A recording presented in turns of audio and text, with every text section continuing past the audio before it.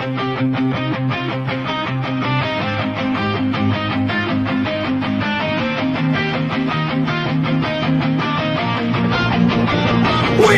the Unbound Grapplecast,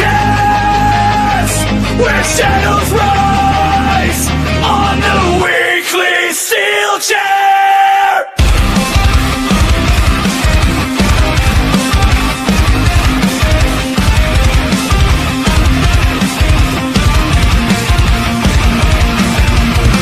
Reece unleashed, black eyes face increase, purple lightning strikes, Steelchair impact, feel the beast.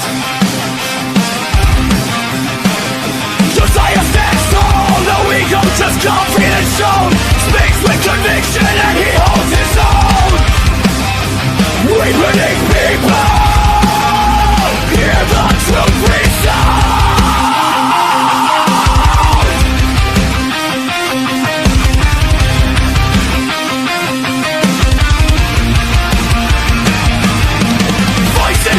Yeah, the circle grows.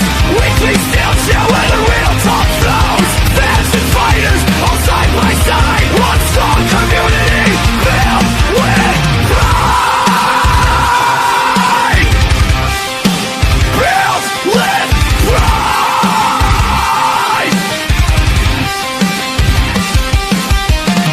Hear the ring bell sounds around. 3, 2, 1, let's go.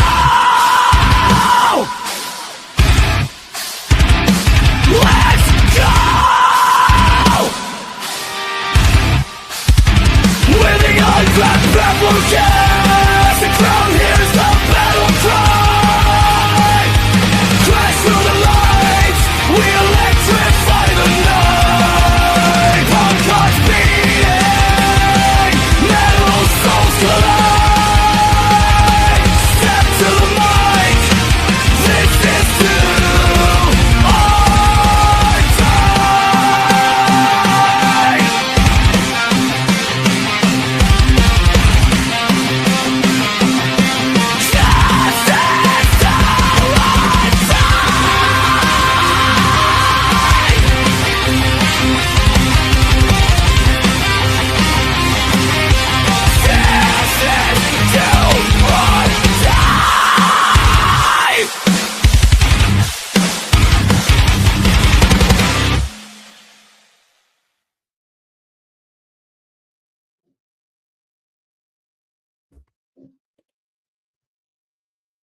Hello everybody, welcome back to the Unbound Grapplecast on the weekly Steelchair, where it's the two faces that run the place, essentially in different ways.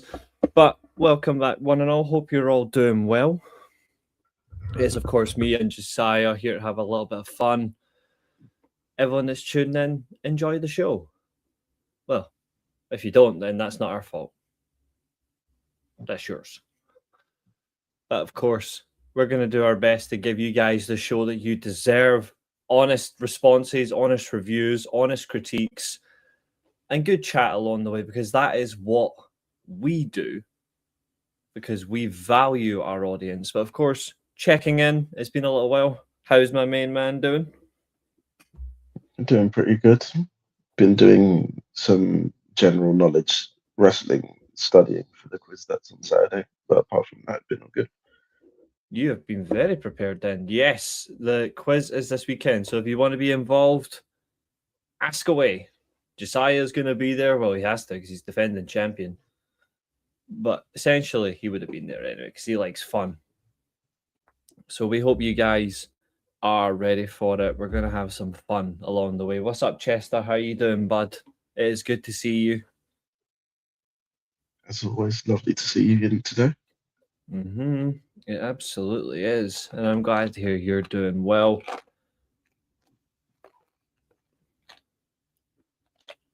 Always a good thing. We have a lot to get through tonight, so it's not just going to be the usual show that we do, because again, we always have a fun format. We usually have fun. Tonight, it's a bit more than that. Tonight is more on the serious level, and it's not because we don't want to be. It's because we have to be. So tonight, I'm going to give you a quick run through. We're going to go through the best of Super Juniors, especially the tournament final, because that raised a lot of concerns, especially the way the tournament was booked. We are going to go through WWE and their legal issues, because that's again on the prominent rise as well. Issues with this court case, what implications that these can have, what will we see going forward in the future, what do we think should or could happen that will give benefit to the business, but also a negative to the organization, because that company needs to be fucking humbled. And also, we are going to talk about a little thing that we have a common distaste with, and it is Shane Taylor Promotions and the Death Riders, because there's issues with that as well. And then we are going to wrap up the show essentially from the main topic sense of it. We are going to wrap up with King of the Ring, because that is another bloody problem. So we're going to talk about that. So yes, folks, you are going to get a slight Monday Night Raw review tonight in some ways, but don't expect us to go through the whole show. We want to get to the bits that really do suck, because that's pretty much the whole show. But the key points that do suck, we have to get to tonight, and we're going to do it. So if you are a WWE fan, only a WWE fan, this show is not going to be the best for you. If you're a professional wrestling fan, this show is for you. So get your chat, get your comments, get your questions. If you want to contribute with a super chat, feel free. There is a membership program as well on the channel. And with that, member videos are coming after the quiz. So be ready. The gaming retro channel as well. Well, not channel, podcast, sorry, myself and James. That is coming over the summer. We won't refer to it as Queen of the Ring on here. We're just calling it King of the Ring. It's the only one that matters. And yes, Katherine, that one's for you. We are going to make sure everything is covered, and essentially what has to change, what needs to go, and who knows, we might end the show with a tier list. So there's one for you guys. So be prepared, be ready. Myself and Josiah are ready to go. So I think it's only fair if my co-host kicks us off, because we're always going to talk about best of the Super Juniors anyway. I have issues with it. Josiah's got issues with it.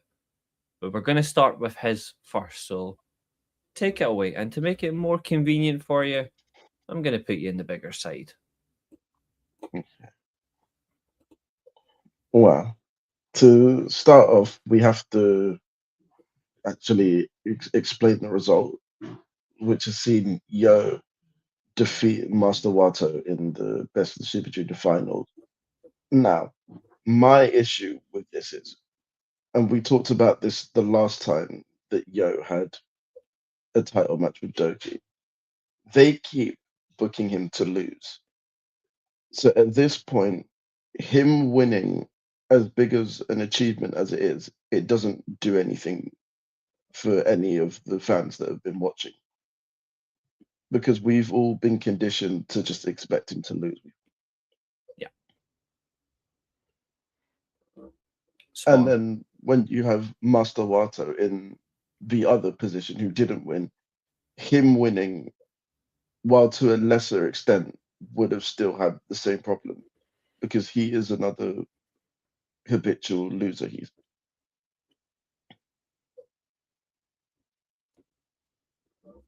Fans of the Best of Super Juniors division got shafted. Yeah, so my main issue with this is that they haven't really instilled any belief that either one of the finalists could have won, which is a big issue.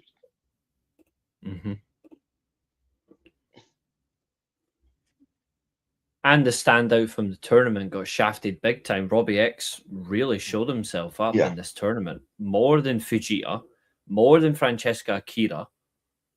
I don't think... we all expected Robbie X to do well, but maybe fall short. We didn't expect him to be the best in the tournament. And he was the best in the tournament. And this is another issue that I had with the formatting of the tournament. The fact that so many people got eliminated on 12 points isn't great. No. And this is why I've been saying they should have... This is why I say that they should have done like a playoff system like they do for the G1, where you can have more people advancing. Greetings. Chi-Town quality. Welcome in, Jonathan. Hope you're well. Fuck that, Katherine. Fuck that shit. We do not praise that So, piece yeah. of shit on you. So yeah, definitely. My main thing for New Japan in terms of the Best of Super Junior next year, consider expanding the bit after the group phase, because you can't be having all of these top names be getting eliminated by a tiebreak. I think what they have to do. What's up, Carl? I think what they have to do, and this is my view on it. The Best of Super Juniors has to go in the format like what UEFA have just done with the Champions League. They need to make it one league phase or one group phase. Everybody will compete against each other, and then the top 8 go through, and that gives you a quarterfinal. Then 4 becomes the semi-final, and then 2 becomes the final. I think that's the only way that you can improve the tournament. That works, yeah. That. We like your appearance, Katherine. We don't like Shota Umino. There's a difference. And Collie, to answer your question, it is up to my co-host, but considering circumstance, we've got a lot to get through. It's unlikely that anyone will be joining us tonight. And also, we're not overly familiar with you. Not to be disparaging or rude.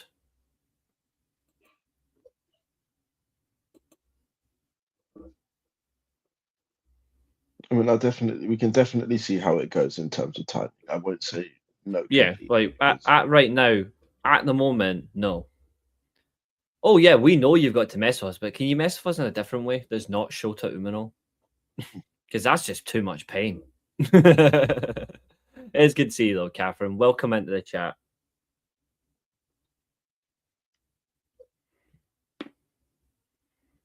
But yeah, Yeah, I feel like definitely look to expand or change the format of the tournament somehow.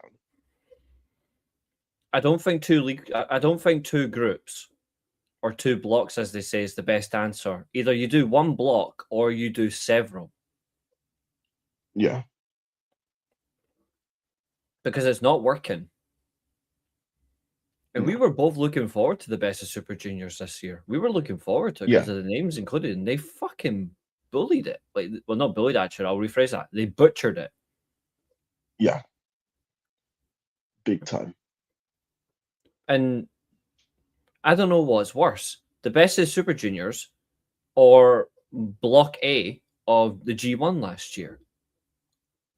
I actually don't know what's worse. Like, I'm still deliberating. What is worse, Block A or the entire tournament? Yeah, I would actually say the entire tournament, because at least Block A had some subplots in it. True, but I'm just trying to be spicy.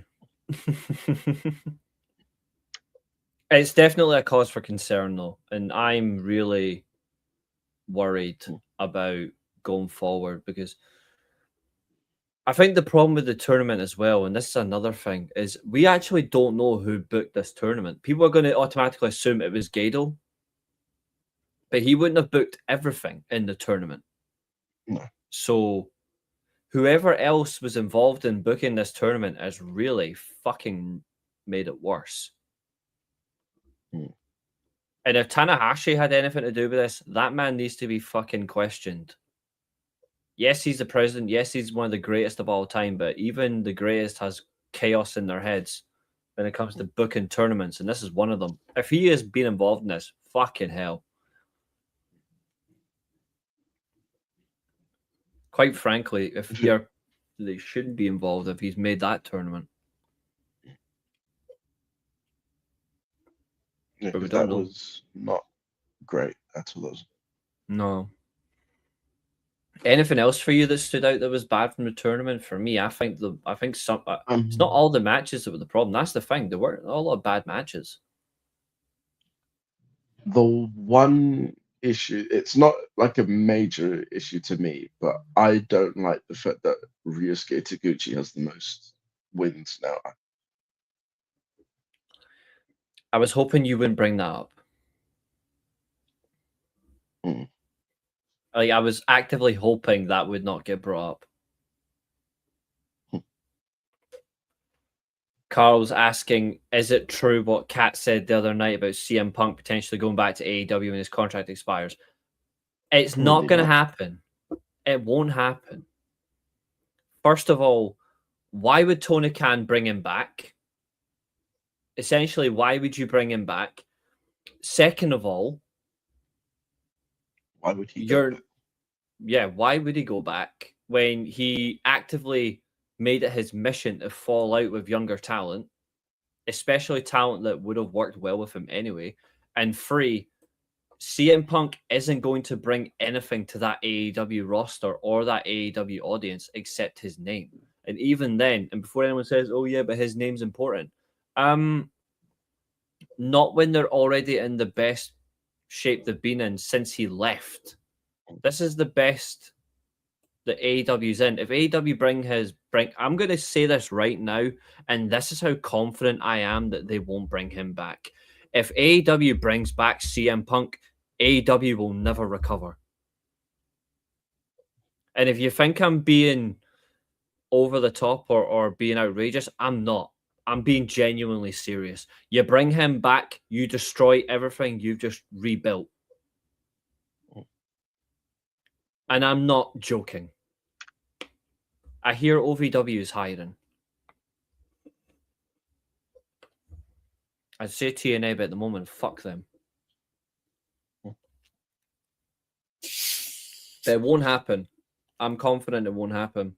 He's going to become a coach, or he'll go into acting and try not to lose his bloody body at that as well.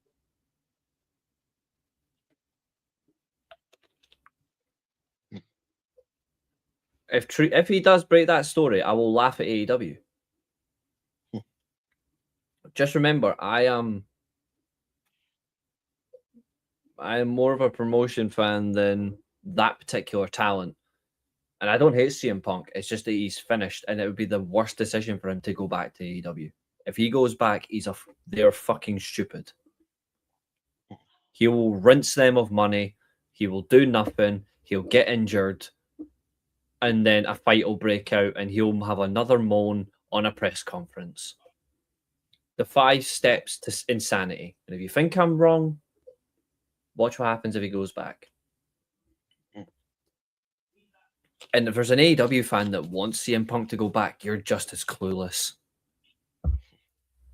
And that I'm serious on. This is probably one of the few times where I will genuinely be annoyed with AEW if they honestly bring that piece of shit back. I don't think it does any favors for anyone bringing it back. I agree. It doesn't. Jack Perry will do absolutely everything to go after him as well. There's no reason for him to go back. There is virtually nothing. He achieves nothing. He wouldn't be the top star. No. He wouldn't be the biggest draw. No. And he's not going to be a world champion in AEW again. He won't even be in a world title match. So, what do you get? A washed-up has-been who wants his fucking muffins or donuts or whatever he wants next. Or cookies and milk. Who knows what he gets? Because the guy's washed up anyway. Now, if AEW honestly brings back CM Punk, then they're just as stupid as TNA. And I'll say, yeah, and it'll be the exact same with Tony Khan. He'll be an absolute moron if he brings him back. If he brings CM Punk back to bury him, I'll laugh. But we all know he won't do that. But then even that doesn't do any favors, because why would you bring a name like CM Punk back just to do that to him? Exactly. There's no... it's not a win-win situation. It's a lose-lose. Mm. I think CM Punk, from a creative aspect, should just go into the WWE creative room and actually try to change things from there, because that place needs somebody with a creative brain. Or he's still got his comic books, he's still got commentary duties. Go and do that. But as far as going to AEW or going back to AEW, God, I hope not. It would be insanity.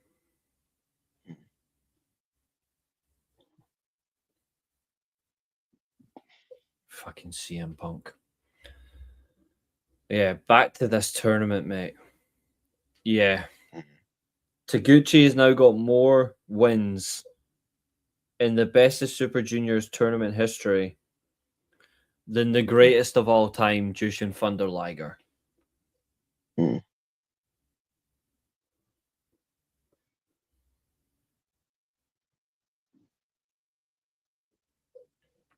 It's not great. Whoever made that decision needs to be executed. No, I don't know Thunder, who decided to give him so many wins, but I don't know. I really don't know.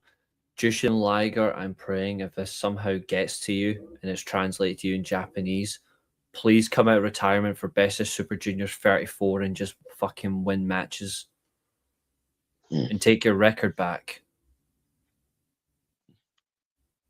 Like, I'm begging. A bum like Taguchi should not be holding that record. No. He is the Shota Umino of the Best of Super Juniors for fucking piss takes and ruining wrestling. I'd say that he's more Toriano then. That's just as painful. At least we finally gotten to a point where he's not in G1s anymore. At least. True. Now all we need is to wait for another 2 wrestlers to stop appearing in G1s and we'll celebrate. Because unfortunately, Shota Umino is going to be in there for a while, so we can only hope that Middle Khan and the Stone Pitbull never competes again in the G1. And to be fair, I do think that there is a big chance that you don't get Ishii in the G1 this year. I hope not. Because he'll waddle about the ring. And he's not exactly been active this year, if he's not. No. And even when he has competed, he hasn't been good. His last couple of matches have been shocking. Even down here in the UK, his matches have been poor. So yeah, that's one that definitely needs to be parked now in terms of his participations. For sure. But yeah. Anything else you want to cover about the tournament itself? I was impressed at how the people that aren't from New Japan did in this tournament. Like, they've all put themselves in a very good light. They've definitely attracted a wider audience. Yeah. And that was great to see. Will they keep and it then up? there's also was we're on the topic of junior heavyweights. Supposedly Shun Skywalker is going to New Japan when his contract expires. If he goes to New Japan, I'll be really interested to see how that goes. Considering the level of talent in that division, he would certainly be in that main spot. Could he be a shock to just come in and just take the title from Dookie? Because he's going to beat Yo. Could potentially, yeah. I would be well up for it. It would be really exciting. I don't think he's going to go to Noah. I don't see that happening at all. New Japan, I do see it. I wouldn't mind it. But I also want to see him do some other appearances, like maybe in other places, like maybe Progress or Rev Pro, like on the UK scene, have a bit of fun. Maybe he goes to Mexico, does a bit of CMLL. Does he go to AAA? I don't think so, but he would be a great get for them. But we'll see what he does. There's a lot of options, but if he goes to New Japan, there's someone you can put a belt on for the longest time. Yeah. And he fits in. I just hope he doesn't go into a faction. So basically, just don't put him in the House of Tortures. Quintessentially. No, unless he takes over and renames it the House of Skywalker, and then they all start carrying lightsabers. Instead of torture, it's just it would just be the House of Star Wars. You've got Red Narrator. Instead of getting to wrestle in wrestling gear, instead he gets to wrestle like a fucking droid because he's not good enough to wrestle in a Jedi robe.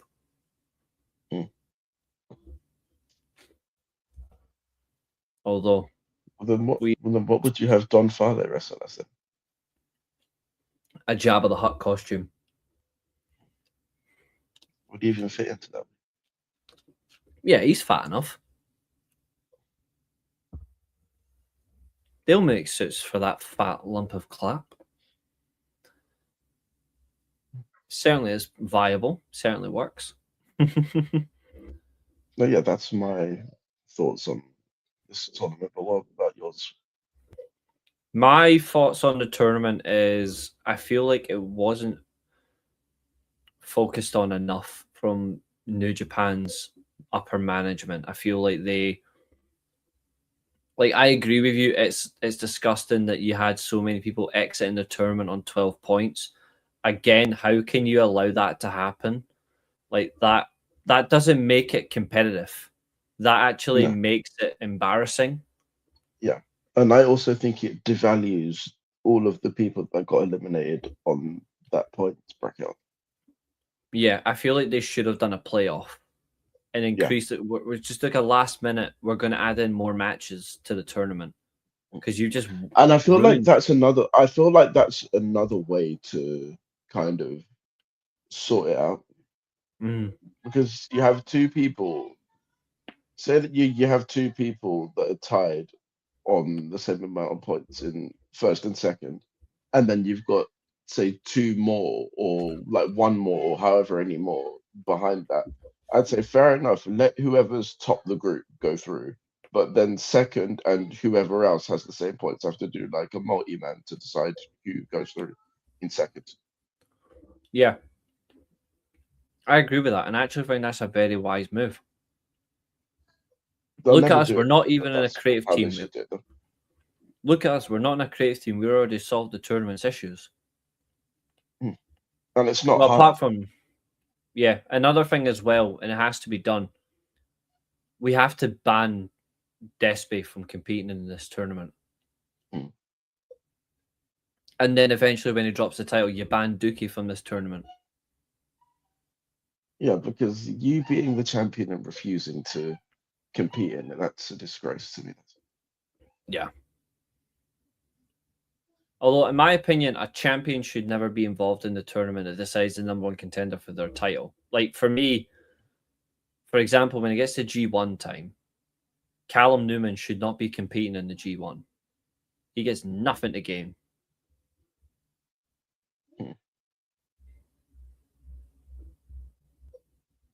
He's got nothing to gain out of this. No. Because if he thinks he's going to win the G1 and pick Ospreay and make him lie down, that's just not going to happen. Exactly. I feel like if the G1, for me, what happens, and I've always been for this, but no wrestling company's ever done it because they're bloody stupid, but they should.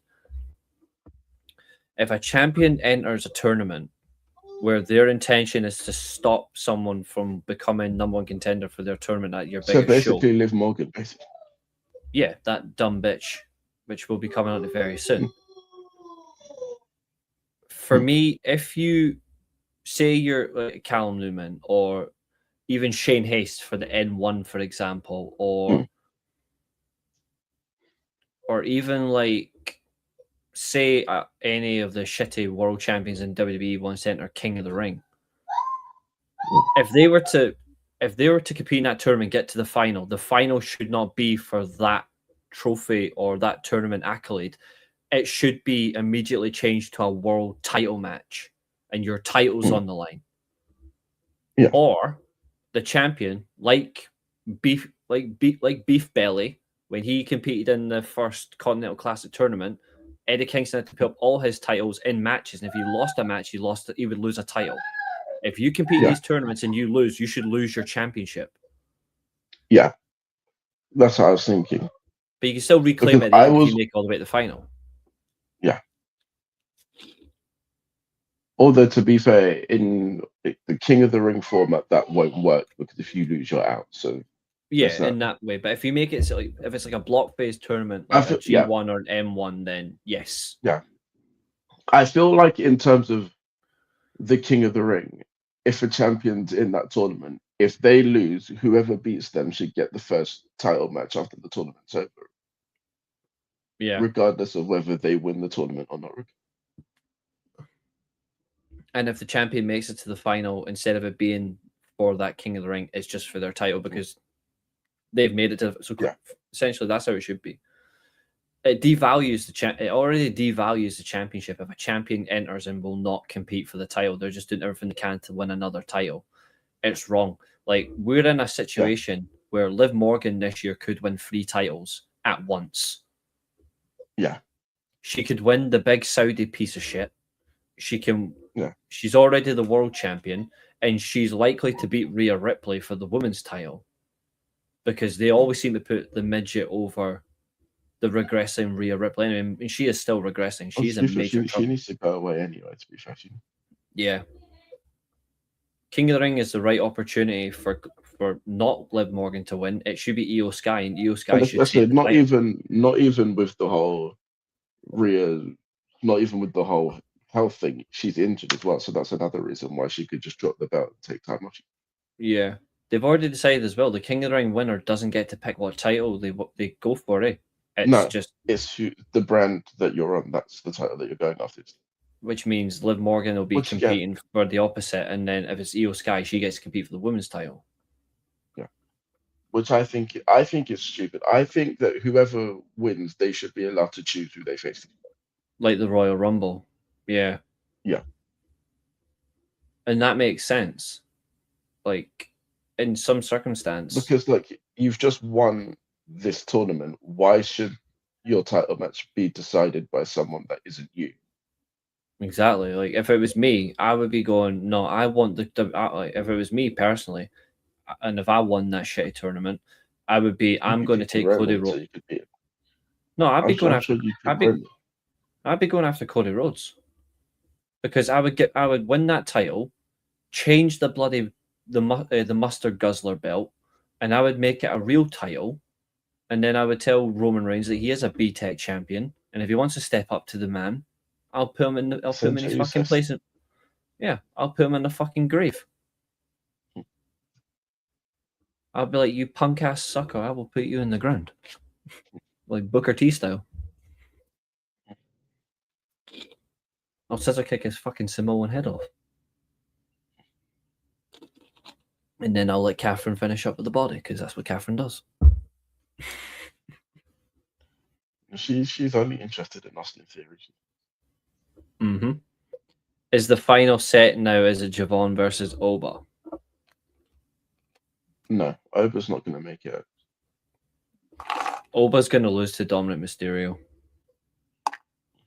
And I'll tell you why he's going to lose. I've got a horrible feeling that final's going to be Dom versus Finn. Mm-hmm. I have a feeling I know why Oba Femi is going to lose. And it's not because of Brock Lesnar. Dominic Mysterio is going to cry wolf that Oba Femi said that he's his daddy. And Dominic doesn't like that because he likes to be every woman's daddy. Because, again, Dominic Mysterio is a complete perv. But, in essence, Oba Femi, just for that one comment alone, is going to get hit with a low blow. He's going to he's going to Guerrero up, because it's not the Hulk up anymore. He's going to do a Guerrero up. and then he's gonna probably use the belt, lower himself to the ground. Referee will get distracted, and then he'll hit a low blow, he'll hit the frog splash, and he'll win the center of the ring. The belt that he should be defending, mind you. Yep. You notice they haven't had one SmackDown person win their King of the Ring match. Yes, because No. There's a reason why as well. I think the reason why they haven't had one SmackDown person win King of the Ring is because the person who's going to win it in the SmackDown side is actually somebody who's on Raw. Unfortunately, actually no, not really, because he lost his match. Jey Uso didn't win, so we're okay. Jey Uso hasn't had his match yet. I think if he Seth does Rollins win, yeah, I think if Jey Uso does win, and I'm hoping I'm wrong because again, I hate being right. If Jey Uso wins and he gets to the final, he will be moved to SmackDown. He will be a SmackDown member and he will compete for the title against Chode. And he will to be fair, that Cody. does me a favour because at least I won't have to watch it because I hate SmackDown anyway. So. I actually think Jey Uso's going to be the WWE champion. He's going to bring it back to that stupid faction, and then we'll have to end it all. I think Finn Balor's going to lose. As much that's the only time I'm ever going to advocate for a Spurs fan to do his job and actually reverse psychology. Realistically, the only person that's going to stop Jey Uso winning is LA Knight, which isn't any better. Or another prison officer. Mm.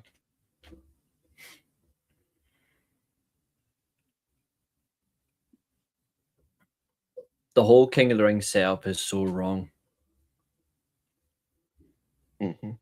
The tournament hasn't had any meaning since 1993 and 1994, when two greats won it back to back.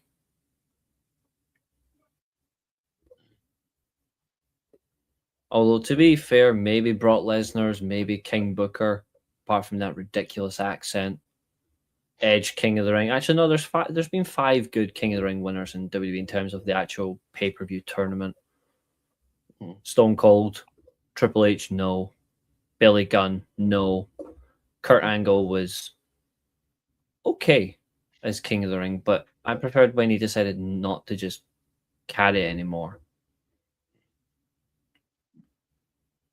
Mabel, the worst. There's been so many bad King of the Rings. There have been many. There's also Ken Shamrock who won it for no reason, basically. He won it just so The Rock can get an early title match. Bret Hart was the best of them, 1993. Well, he won it twice, didn't he? Yeah, he won it when it was just a tournament, but not on a pay-per-view. He was the first to win it on pay-per-view, so even better. One for you, Katherine.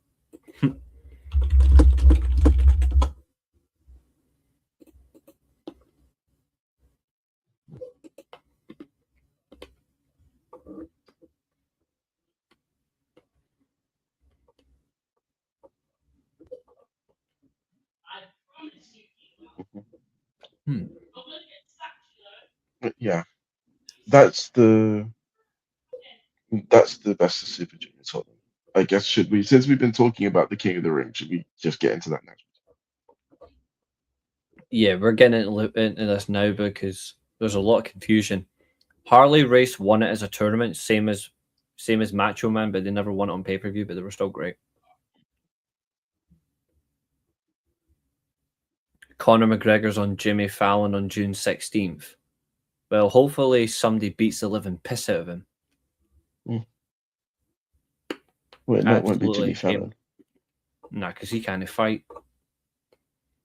So, Bleacher Report have actually put up their predictions for who they think is going to be this semi-finals of the tournament. So,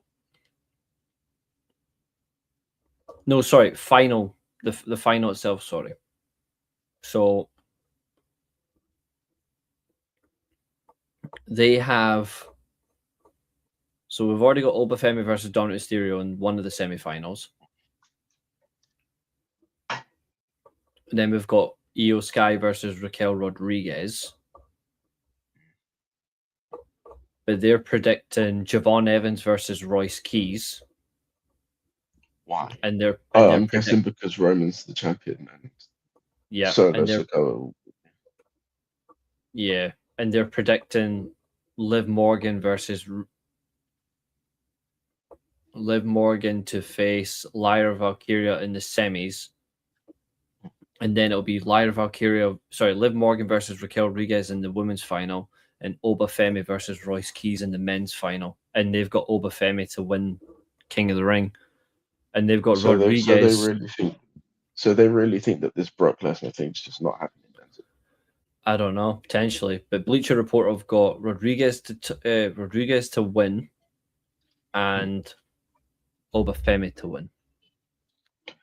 But then again, I think that if the Raquel Rodriguez versus Liv Morgan match is the final, that should just be a title match then.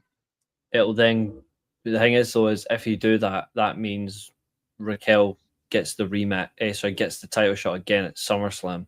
Yeah, because that's what I'm saying. What's the point in Raquel beating Liv now just to then face her again? That doesn't make sense to me.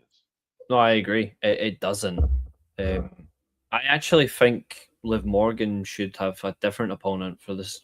I actually think she should have just not been there. Yeah, I know. I actually think Liv Morgan should have against. I think she should go up against Flair, to be honest. Yeah. I'm surprised that Becky Lynch didn't win. To be fair, I was more annoyed that Chelsea Green didn't win.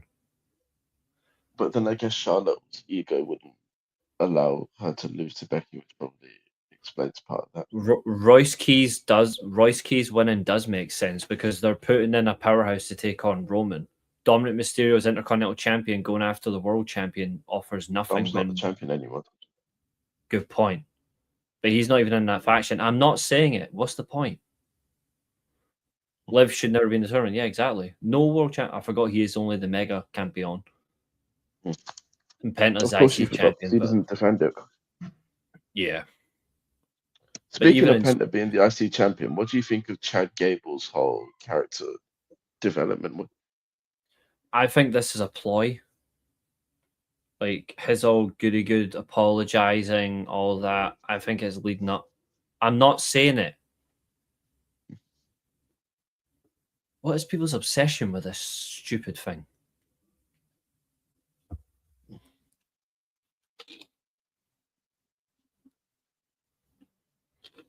I swear the younger generation are losing the plot.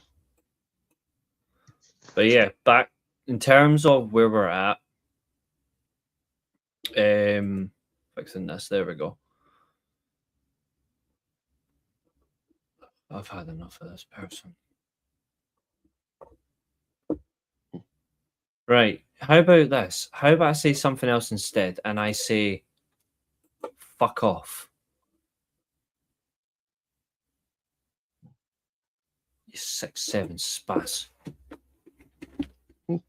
They are said if he as I get rid of them, exactly. It's always more fun. What is it with people wanting that thing to be said? It makes no sense. It's not even funny.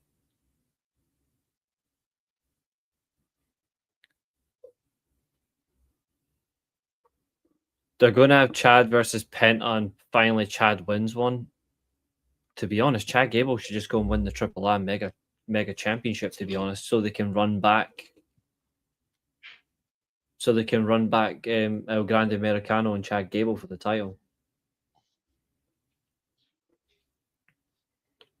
And Chad Gable unmasks El Grande Americano and retains his title. Now, wouldn't that be something? It'd be excellent. People are into this. Exactly. I don't understand that whole thing. I don't get it. So I said it for a joke, but then I called them something more appropriate and got rid of them. It feels great. That person is like Fernando. irrelevant. Kaiser's going to win Mega Championship? I think so. And then probably lose it to Alberto El Patron. Spoiler.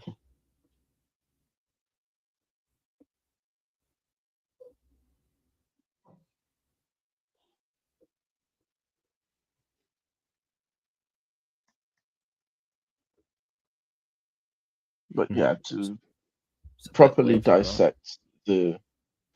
dissect the King of the Ring. Last Mhm. week we had Obafemi beat Penta, Solo Sokoa, and someone else that I can't remember. Someone else. It was someone small. It was Carmelo Hayes. There you go then. Fernando was in Graham Matthews Asked GSM the other day asking the most ridiculous questions. I need to go see this.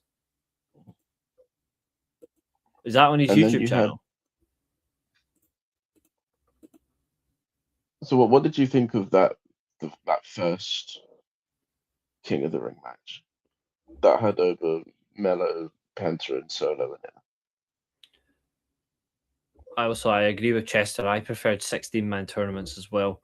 I prefer when it was a one-night tournament, and that's how it should be. Okay, to answer your question there, what did I think of the first match? I actually thought the first match was relatively decent. The problem with it is I don't see any benefit of I thought the first match was decent in terms of the talent involved, except Carmelo Hayes. I don't rate him at all, and I think Obafemi is still green, but he's got more potential than Carmelo Hayes. My problem with the first match as well is the fact is that could have been two singles matches with more opportunity. I feel like they've only done that just because Obafemi is not ready for longer matches on the main roster. Therefore, we're just going to have a quick fatal four-way. I actually would have preferred Obafemi having a decisive match in the quarterfinals against the Intercontinental Champion, where he beats Carmelo Hayes, or he beats Chad Gable, and then Penta defeats the other, and then they face each other in either round 2 or round 3. I feel like they've wasted a chance there to have a developing story of one person making the final, whereas a fatal four-way isn't. Yes, it's harder to win a fatal four-way. You've got a 25% chance, but it's fatal four-ways for all the quarterfinals just to make singles semi-final matches. It's stupid. Once again, it's their ineptitude to book a good tournament. So that's where the failure for me of the first match is. It's that ineptitude. Yep. And then you had the second one on SmackDown, which was Trick Williams, Damian Priest. I think it was Bron Breakker and Dominic Mysterio. Mm-hmm. Again, where basically everything that you said that Dom would do to Oba, he did to Damian Priest instead. Yeah, literally. Fatal four-ways are ridiculous in tournaments, but to watch in general, they are good. But yes, in a tournament, a fatal four-way is useless. And I definitely think that this match, Dom had no business winning this match. Oh hell yeah! I think that it should have been just as simple as Bron Breakker winning this match. Mm-hmm. But instead, you got Dom winning, and then that led to Raw, where you had Seth, Javon, Talatonga, and Ricky Saints, and that was just That was the a height clusterfuck. of stupid. Where I actually want to say this. I know that when he was in New Japan, he wasn't the best, but I actually think that Hikuleo was the best performer in that match. Yeah, he outperformed Seth Rollins in this one. Seth Rollins was basically neutered. Oh, sorry, I forgot. We don't talk about Jacob Fatu like that, apparently. But in circumstance, Seth Rollins, he got. This was another one like of what is the need. This made no sense. One of your top talents losing in the first round, a fatal four-way that includes Javon Evans. Yeah, and of all the people, he's the one that wins. And he's crap. All he is a bouncy castle with dreadlocks. And I said this to some people, or like away from social media, like just people that I know. I think that Good people. they have basically just ruined the world title match for SummerSlam because now that it's not going to be Seth and that it's probably not going to be over, I don't care for it People were actually hoping. because you just know that Roman's going to win now. People were hoping it would be Seth versus Roman to see once and for all who the better man is. Only one half of that Even though match we know it's matters. Seth, even though Exactly. They've devalued a title that 3 people, when this title was initially brought back, 3 people tried everything they could to make it feel mean something, and that's Seth Rollins, AJ Styles, and Adam Copeland. Because that was the top 3, and that was the final I predicted as well. I predicted Seth Rollins versus AJ when that tournament began for the title. I said AJ Seth Rollins tournament final, and everyone was like, "No, it should be Edge." So then Edge wins it, becomes the first champion, he holds it, and then Seth beats him and retires him. And I was like, no, it'll be AJ in the final. And unfortunately, he'll put over Seth Rollins, which was a mistake. Because I feel like the only reason that people thought that Edge was going to win it just because of the historical link to it and the fact that he never lost it when he retired. he should have won at that Mania match as well. And he didn't because Daniel Bryan got involved in it. Yep. It should have been. I'm fully convinced that the original plan was meant for Edge to beat Roman, but when Bryan got added, it had to change it. Yeah. It is basically just a rehash. That's all they're doing. They haven't got anything original. But all you're going to hear is what we do. In case of emergency, break glass and bring out the bloodline. Quintessentially. But another issue I have with with the bloodline, there's one thing that you may not like, but we need to talk about, and that's Zilla Fatu supposedly being in the PCs. Yeah. Zilla Fatu. Booker T will be happy because he's been trying for the longest time to get him in WWE anyway. But no sane wrestling fan would be, because we all know what he's like. He's a genuine scumbag. Is he a good worker? Yes. I won't deny that. He is a good worker. I watched Zilla Fatu for a long time. But I always advocate a big company should not bother with this man.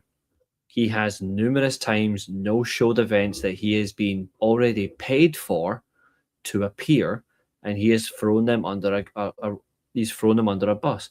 Prime example, he was in a main event spot for House of Glory as the world champion already, and he no-showed.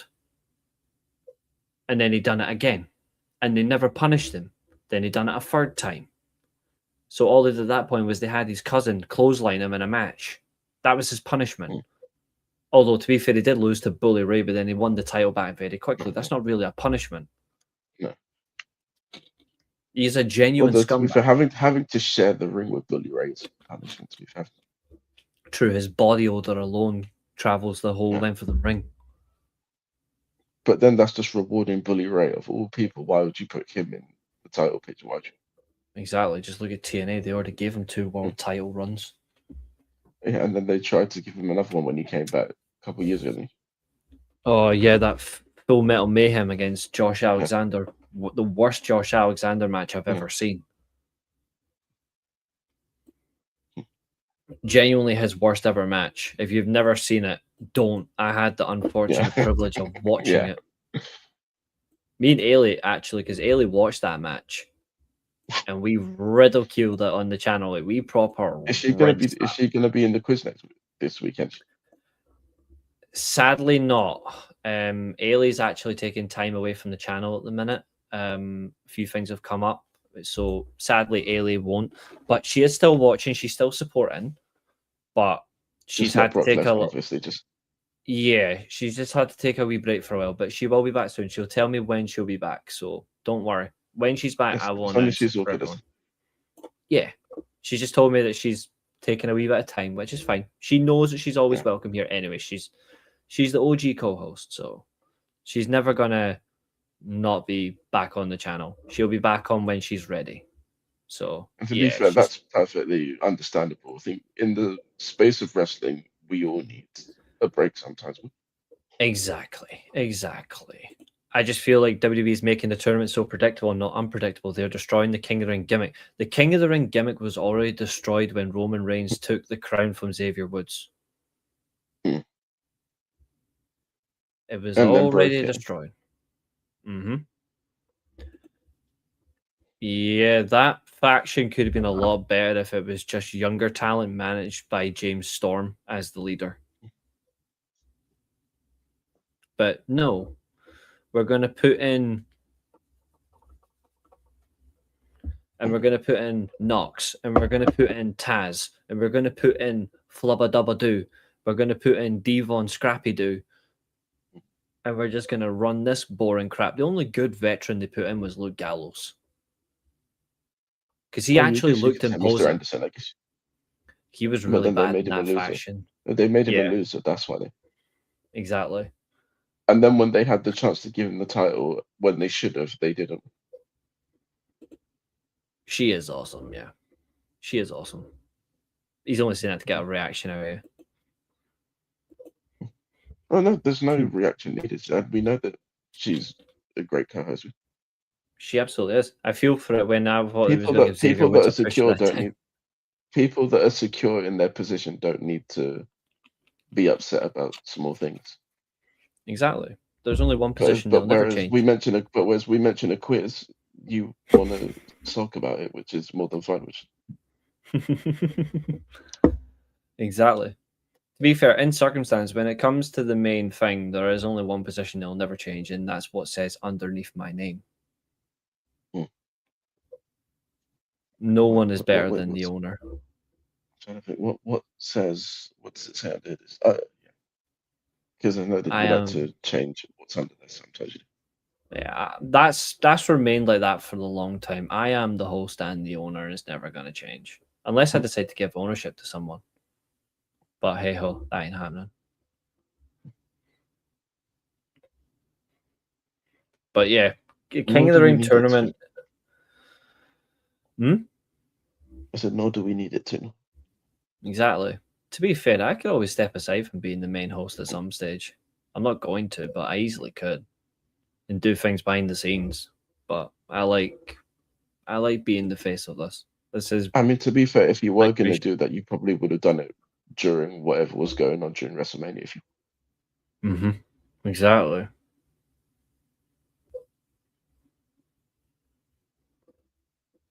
It's just not going anywhere. See, in terms of another thing about the King of the Ring that actually I've got a problem with, and this is another thing that not many people are talking about. The King of the Ring has another worse issue than simply just being fatal four ways and then you're getting to compete against Roman to lose to him. The King of the Ring is purely being designed just to give Saudi some attention when it shouldn't be. They're using the concept that's been around since 1985 just to appease a country that is giving you money to give events 3-4 times a year. King of the Ring shouldn't be about that. It should be about celebrating talent, working hard to get to the main event spot, not to quote unquote appease the Saudis for preventing it. Yeah, it's not essential. It's not helpful at all. Not at all, no. And not many people are talking about that. If you actually go and look at any podcaster right now or content creator, even current wrestling content creators, Jim Cornette's not talking about this. Even Dutch Mantel, I've not mentioned he's not been around for a while. He's been unwell. I don't watch that Gimp Rene Dupree, so I don't care what he says. Busted Flaps aren't talking about it. Speaking of that, Nick Nemeth will be coming on to you very shortly, mate. Because Jesus, Yeah, exactly. There's not many that are genuinely talking about the issue that King of the Ring is being used as a means And to you know for a appease. fact that none of these influencers are talking about it. You're No, not going to because they're hear Wheezy Blonde or JD from New York talking about it, or Santi Zap. Mm. I've got nothing or against even Santi Aaron, out the three of them. He's at least level-headed. or even Aaron Loves Wrestling. You're not going to hear him talking about it. Aaron All Love you'll hear about, is too busy all doing. you'll hear about him is talking about how they're doing Cody Rhodes wrong by having him face Gunther all the time.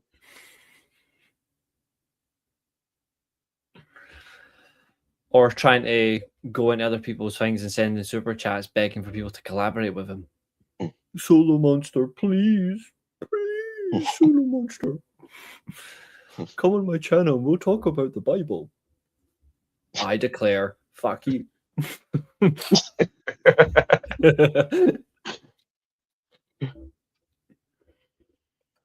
But yeah, this is something or that another needs to one be just highlighted more. This it the does. Saudi obsession or refusing to talk about Saudi and what they do is it's just not acceptable. This is what I think is kind of ironic. They're so interested. Was about to say, isn't ALW a swearing word? Not essentially. No, But more or less, we he is. can poke fun, but we don't go out of our way to talk about him because obviously he's irrelevant, like all of the other people that we got rid of from here. Exactly. It's supposed to be about making the next talent, not bury or allow champions to compete. Bingo. Yeah, And you were spot on 2 seconds like I ago was saying, the only about champions that should be allowed to put tag on teams here or is singles or tag mid. teams or mid card champions, because again, the mid card champions are the people that you're trying to test the waters on to see if they're good enough to go up. Mm-hmm. Although in Absolutely. the case of Penta, you don't really need to test him. You know he's good enough. Yeah. I also feel like this is the opportunity they could have used to put Ilya Dragunov back in a good position. Because again, I do Yeah, not but know they what don't they're rate doing him. with him. They don't rate Yeah, him. which And I is saw that weird. report on us, That which doesn't means make he any needs to sense. get out of there. He needs to get out of there. He needs to go elsewhere. I don't think they know what they're doing with him. And it's not in the sense of make him a world champion. It's the sense of he's proven he can go with the best they have, and that's still not Yeah. enough. It doesn't make any sense. To be fair, they could always send him to Triple R. That's where they send all the people that they don't know what to do with us. True. That is very I would true. like him to go to New Japan. Yeah. That's not a bad idea. What the heck? Why? No. Why? Yeah, definitely. I think that we need to go a step further, and not just Seth needs to move away from the vision. The vision needs to come to an end. That as well. Not against that either. Because realistically, the vision was supposed to help Bron Breakker and Bronson Reed. You've made Bron Breakker a joke by basically forcibly removing him from the world title scene and then lumping him with Austin Theory. And then Bronson Reed, who you had actually beat Roman Reigns, he's now injured. And then when he comes back, you're going to make Roman beat him. So where's the progression there? Yeah.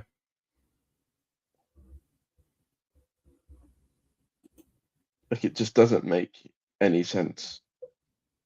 No, it doesn't. It genuinely does not make any sense. But I don't know. At least they've calmed down his fake fan. Yeah, like I think Who? what I would do is the moment Bron Breakker loses the tag title, he needs to kind of separate himself from the rest of the group. Like if they want to keep the group as a thing, they can do that, but they need to separate him so that he's like more of a serious solo act rather than being lumped in with the rest of them. Oh, he's fake tan. Yeah. But Oh yeah, That's a fair one. yeah. At least he's not orange anymore. He actually looks like a human. Yet. Mm.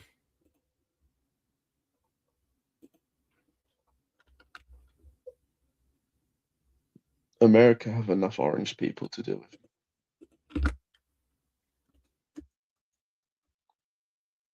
True. Which, speaking of, did you see that Donald Trump got booed at the Knicks game? I heard about that. And then they said that the Knicks lost because of him and not because of Danhausen. Not. That doesn't make any sense.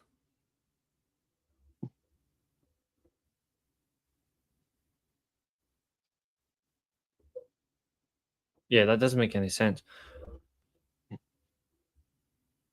Bloodline has been stale far longer than 2021. The If bloodline anything, got stale. Where do we even? when Sami Zayn joined, Pretty much. even before that. Pretty much. I say that the bloodline should have ended after the Usos lost the tag titles. They shouldn't have been forced to stick around and still be supporters of Roman. Roman should have just got rid of them from there and they go their separate ways. Mm. Yeah, I think that's reasonably fair.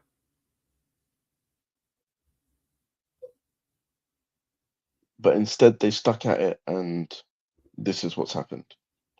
They've done the split and then Roman's basically now that he's supposedly this beacon of goodness, he's basically begged them to come back and be his slaves without apologizing for what he's done. Pretty much. And that's given the Usos the right to think that they can make Jacob their slaves, but Jacob's not having it. Especially not from Jay Smith. Mm. Which I find very amusing. How Jay thinks that he's the shot caller, and Jacob's just like, no, you're good, mate. Literally, that's not literally.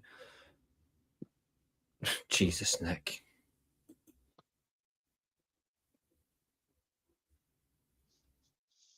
Wheeler Tonga, that is something.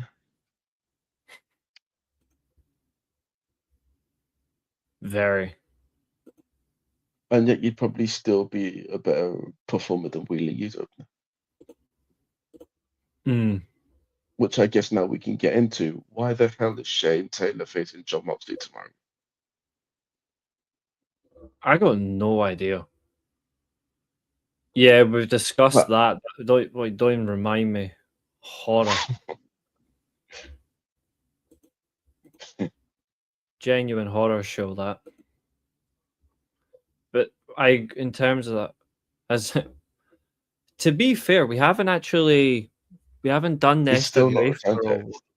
the SWA hasn't been back for you. I'm bringing it back soon though. I'm just like, Have they actually sorted out Universe yet on 2K26? Because honestly, no. last I heard is that it was a mess, and that there was no It's point in even using it last. it's not great at all. I'm thinking about trying something different. If we do it, but I'm thinking maybe we try something else with it. Like maybe we add in current time. I've generally, because everything that's been going on, I haven't created any new characters at all. So I'm thinking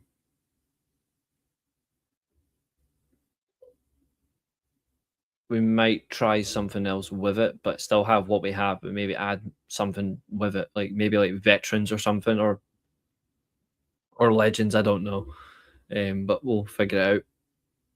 And yeah, I know that the situation between them's been brewing on Collision, but my point is why? What's the point?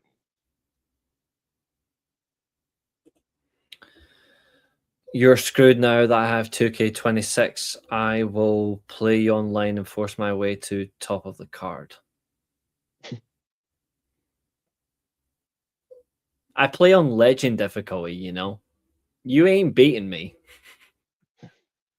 You've got more luck at beating Billy in a quiz than beating me on a 2K game. Oh, come on, Speaking that's of not that, very hard. You make it, give him a challenge. fine, beating me in a quiz. That is a Well, that's challenge. difficult.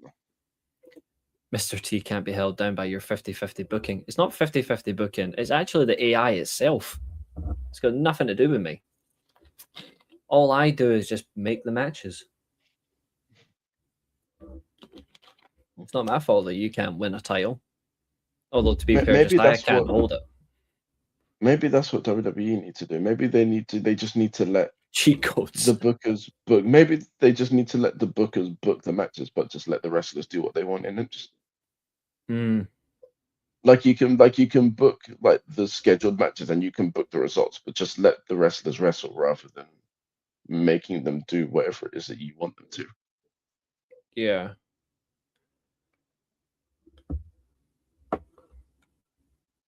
Mr. T won every time I saw it. He probably did. Putting something in the private chat for you, mate, because I'm confused.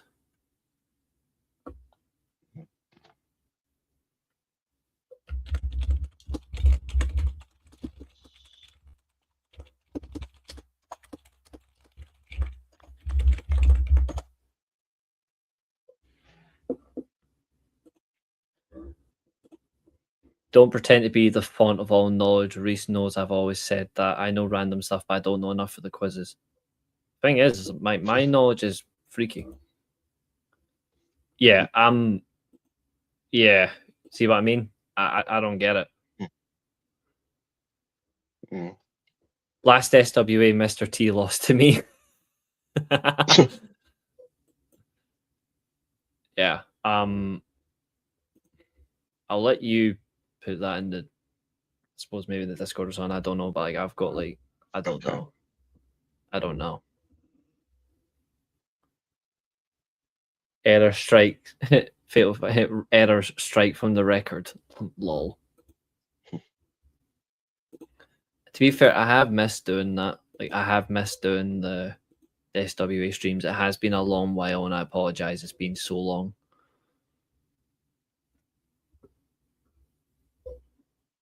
Because it's a lot of. It's so much fun. It's just it has been a while, and I've been doing other things, but this is obviously something I need to bring back, and I should bring back. It's been far too long. It has been. I actually can't remember when the last one was.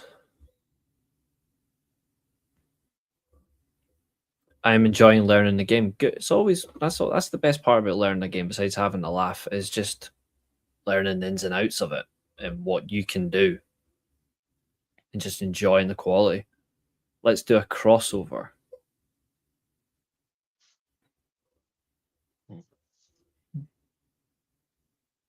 What are you thinking?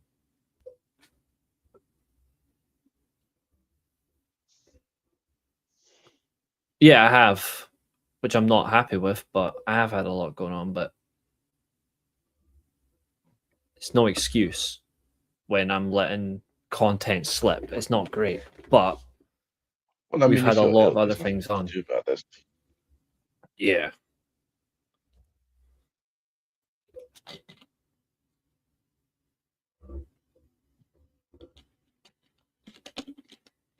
Well, yeah, that's a fair assessment. You should apologize for not making Mr. T champion.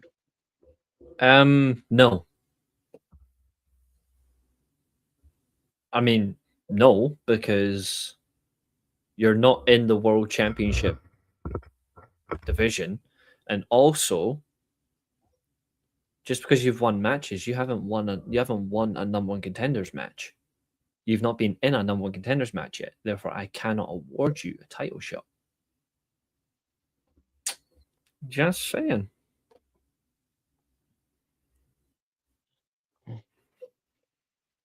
But you never know. You may win one at some stage. I think the To be chances are fair, very high. Everyone seems to win a title in that game. yeah, and before anyone says Should have gave me more of a challenge in my first title defense. So what I'm hearing is a hostile takeover of the SW, myself, Josiah's character, and Billy. But Josiah's already a character that's a champion, and he's in my faction. Yeah. I don't need to take over anything. I've already got what I need. Yeah, he's my... He is my mid-card champion. He is my Aero Steel champion.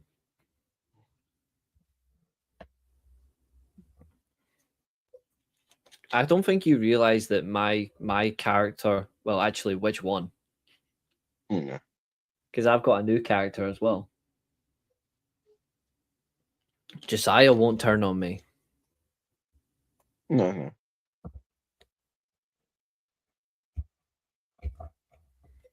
He won't turn on me. But yeah, you really want to take on the person who's won the most world championships in SWA's history? I don't think so. I don't think that's a good idea. Yeah, nobody takes on And Leon. I'm not just saying that because I'm a stablemate. I genuinely don't think it's a good idea. Yeah, no one takes on Leon Tempest and manages to survive unless you're the Wick who uses the cash in because he's a filthy little cheat. It's the only reason why Leon Tempest can't challenge for the championship unless he bloody wins the... Unless he wins the... Well, he has to win one particular type of match, and he ain't going to do it, so... I mean, never say never. Yeah. I mean, to be fair, Leon Tempest is a character I've used for over 20 years. Like, he's been my character since SmackDown vs. Raw 2007, and he's on my 2007 save still. As he should be. Rightly so. He is the man.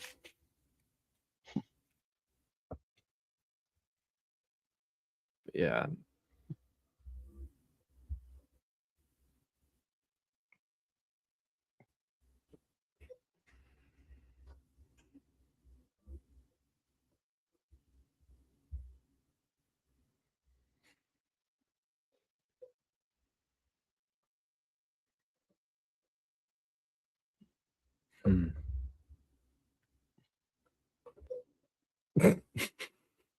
Bill is the equivalent of Akira Tozawa.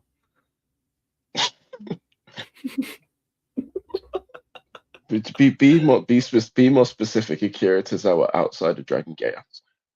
Yeah, exactly, because that version at least could wrestle. Yeah. But in terms of tempering my expectations, no.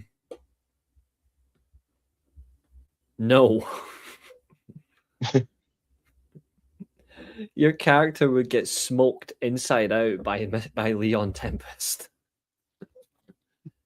If he's not gonna the Tempest driver, he's gonna lock you in a sharpshooter. And did I forget this guy also has Destino as a finisher? He has the Cave-In as a finisher, and he's got a diving move as a finisher, and he's got the Hidden Blade as one of his 5 signatures.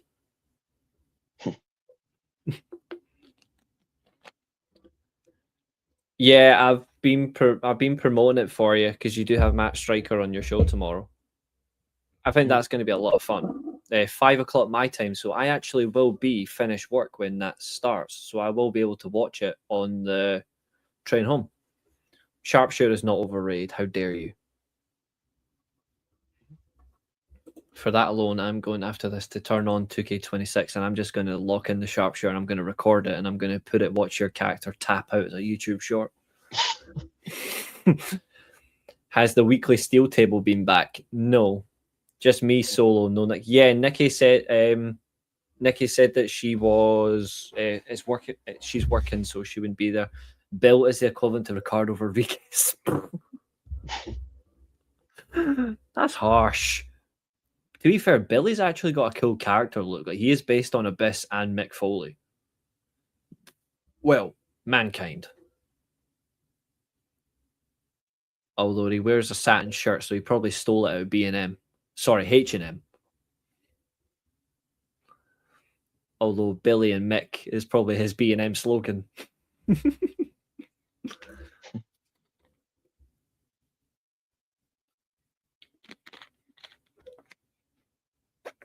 Now, to be fair, we do in the chat have one funny character. We do have someone who is going by the use of Al Snow, which is funny.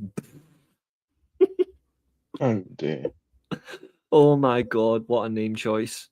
Bill Swoggle.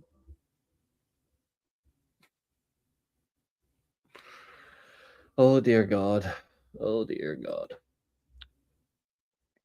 One thing we haven't spoken about yet, but we are going to, because unfortunately we have to talk about this.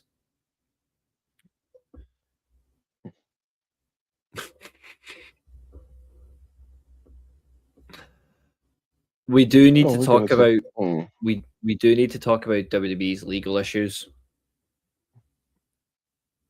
Because the way that this whole thing is going, it seems more and more each day is getting.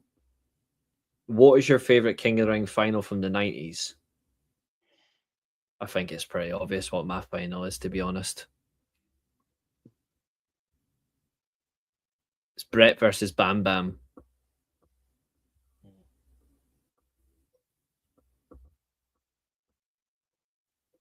For me, it'll always be that. It's Brett versus Bam Bam.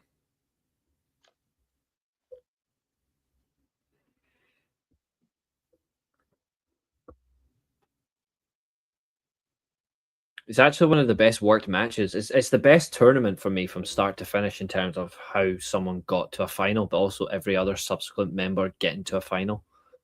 It is the best one. You could argue other tournaments maybe have importance about character growth and character development, but 1993 was the best wrestler in WWE and arguably the best wrestler in the world, proving why he is the best in the world. Before people were calling themselves the best in the world, he was just simply the best. And you win 3 tournament matches without having to use your finisher.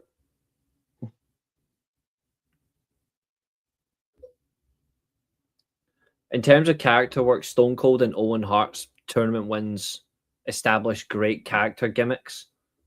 Austin 316 and the King of Hearts, Owen Hart. But Brett's victory, he beat Razor Ramon. He then goes and beats Mr. Perfect. And he beats Bam Bam Bigelow. Mm-hmm. And Bam Bam is one of the best big men ever. Legitimately one of the best. Bret Hart, Mr. Perfect, is arguably better than their SummerSlam match. And that SummerSlam match is one of my all-time favorite matches. But you could arguably say the King of the Ring match is better because Mr. Perfect at this point was injury-free. And then obviously the Razor match, Razor was untouchable. But if you look at 1993, in terms of who he lost to,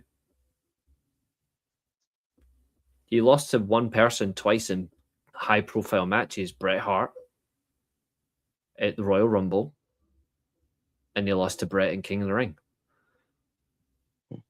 Obviously, for Razor Ramon, his worst loss came a year later.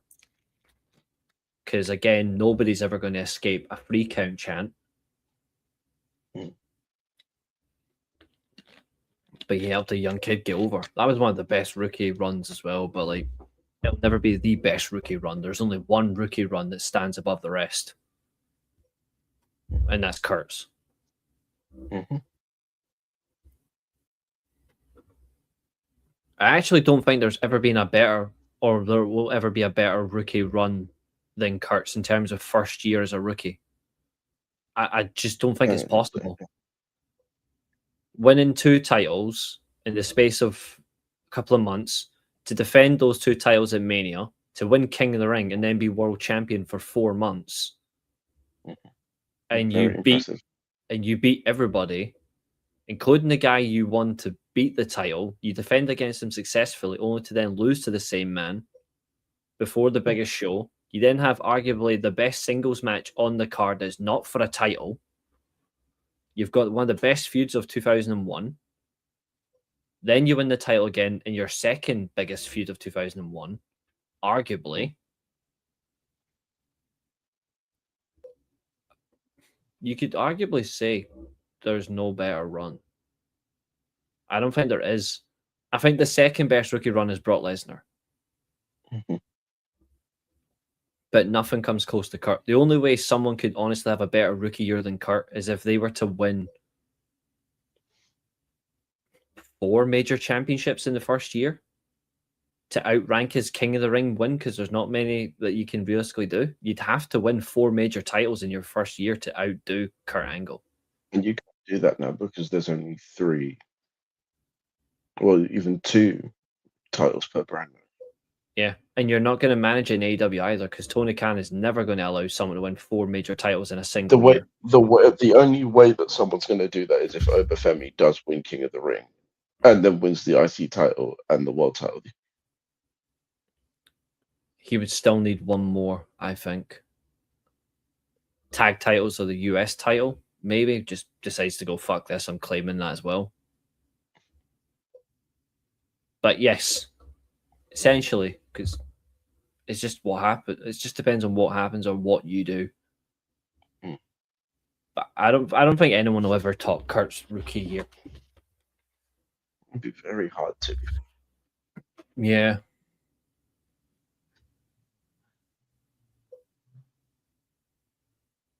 But yeah, let's get into the whole WWE legal situation. Yeah. So we know that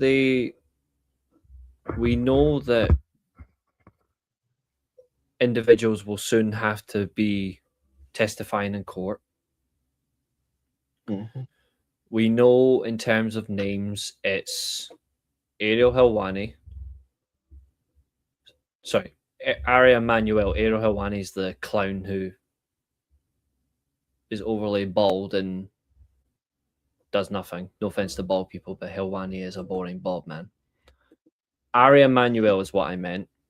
You've got Nick Khan, Levesque, Stephanie McMahon, Vince has to appear, and there was someone else. Is it Shapiro? I think so.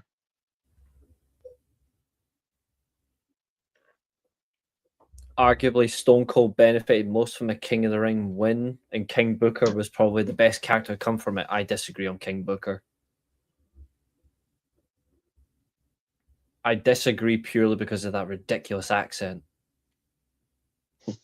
The accent ruined it for me. And also, after he lost the world title, that was it.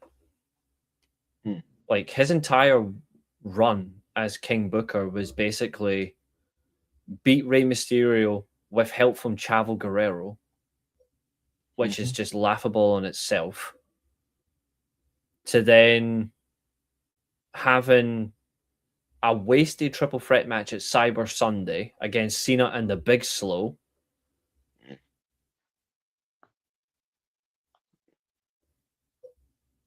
to then win that because of Kevin Federline.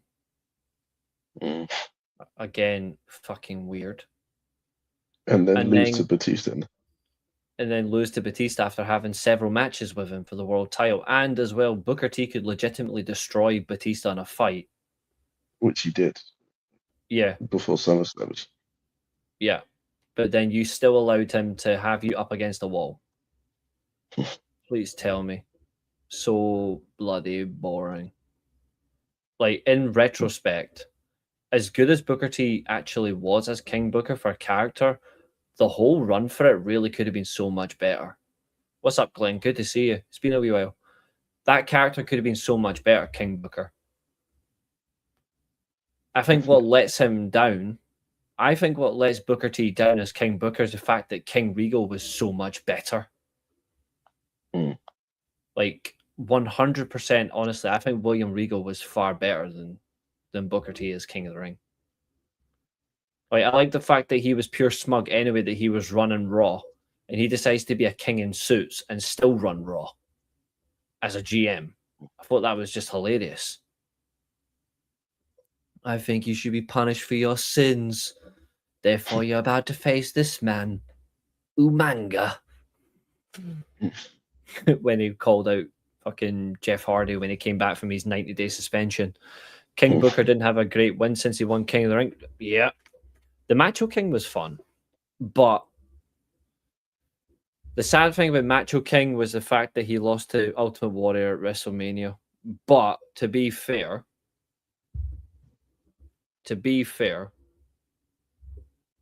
I did like the fact that he advocated for 5 elbow drops and then Warrior just powers out.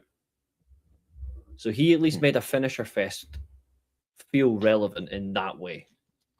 Oh, but still, he lost to Ultimate Warrior. No, Hulk Hogan lost to the Ultimate Warrior. Yeah, but fuck Hulk Hogan. What's up, Abel? Good to see you, buddy. Hope you're doing well. So, back to these legal issues. So we know who's going to testify. Here's the question. Do you think it's going to get that far? No. Because I have the same opinion as ironically, I have the same opinion of what Katherine and Nikki said on Sunday. They are going to do absolutely everything they can to settle so Vince doesn't get to talk. But if they do settle, I think that goes in Vince's favor. Because then he'll have all that ammunition to go, now I can fully focus on what I want to do. Because everybody knows what Vince wants. Vince has got 2 agendas. I'm not too bad, mate. I'm not too bad. Oh, good, thank you. Vince has 2 agendas. Agenda number 1, reclaim the company that he sold, but also the fact that he thought he was going to be running it under TKO. With TKO, he was expecting to still run the damn thing. Agenda number 2, if he doesn't get it, he will find absolutely everything he can to have that company destroyed. Because that was his life, and it was taken from him. And to be fair, he deserved it for what he's done to people. But because of that, he will find absolutely everything he can to get his own form of revenge. In Vince's mind, he doesn't care. Everybody knows Vince McMahon does not care about anyone but himself. But you stole something from him that he spent 50 odd years building. That man will not give a flying fuck. No. But if they settle, what do you think is going to happen? Like, monetary amount, what do you think? I think you're looking at 12-figure sums. Yeah. Like, close to $1 billion. Yeah, it's going to be each. a lot. Someone's going to be a very unrich person. And I think it's going to be Ari Emanuel. Yeah. He's going to, because he's the head of TKO, he's going to be the one that has to take the hit. And you know he is going to lose control for it. You know that he will, at that point, he will go, well, if that's how it's going to be, then he will pull out. Probably not as good as Montez Ford, but he will pull out for sure.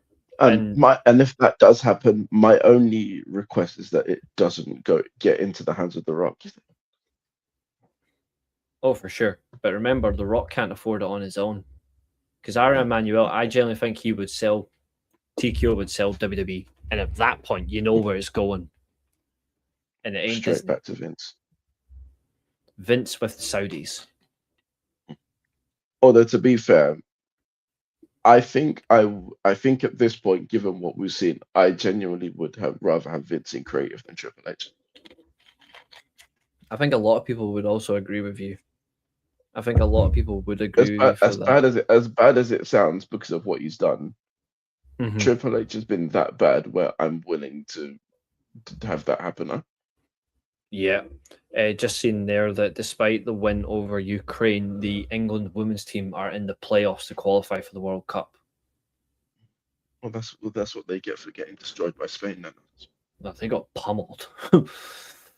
Absolutely pummeled. The Rock can't afford it on his own. Yeah, Vince can. Vince is, when it comes to money, Vince ain't stupid. Like that's all one Vince thing. All Vince needs to do is just give them the money that they gave him back in the city. Yeah. And Vince will then do a Florentino Perez slightly. He will lock that shit down. Although, to be fair, he'll be aiming for more than 64% of control. He'll take it all back. Yeah. Vince will do anything. And see if he does get in charge. Nick Khan's gone because Nick Khan's the one that leaked everything to the New York Post or whatever it's called. And Levesque will be gone because who gives a shit that he's the son-in-law? Who gives a shit? He will get rid of him. No, I don't think he'll get rid of him, but I just think he'll have him back in the role that he was in before. Yeah, relegate him to Coffee Boy. Or send him back to NXT. Yeah, and then you'll make it even worse. Oh, wait, never mind. There's not much you can do anyway, make that any better. He does want his power back. He wants everything. But I agree, he should be locked up. Vince is... And this is the thing, because that whole situation's gone on so long, you just know that he's not going to jail. He's no. Because if he was, he would have been there already. Yeah. Not to mention as well, there's another important part of this whole situation that needs to be looked at. Look who else has recently become a major shareholder in WWE, or even just a shareholder, in the company, in TKO. ESPN. Donald Trump. Oh, great. Yeah. Oh, yeah.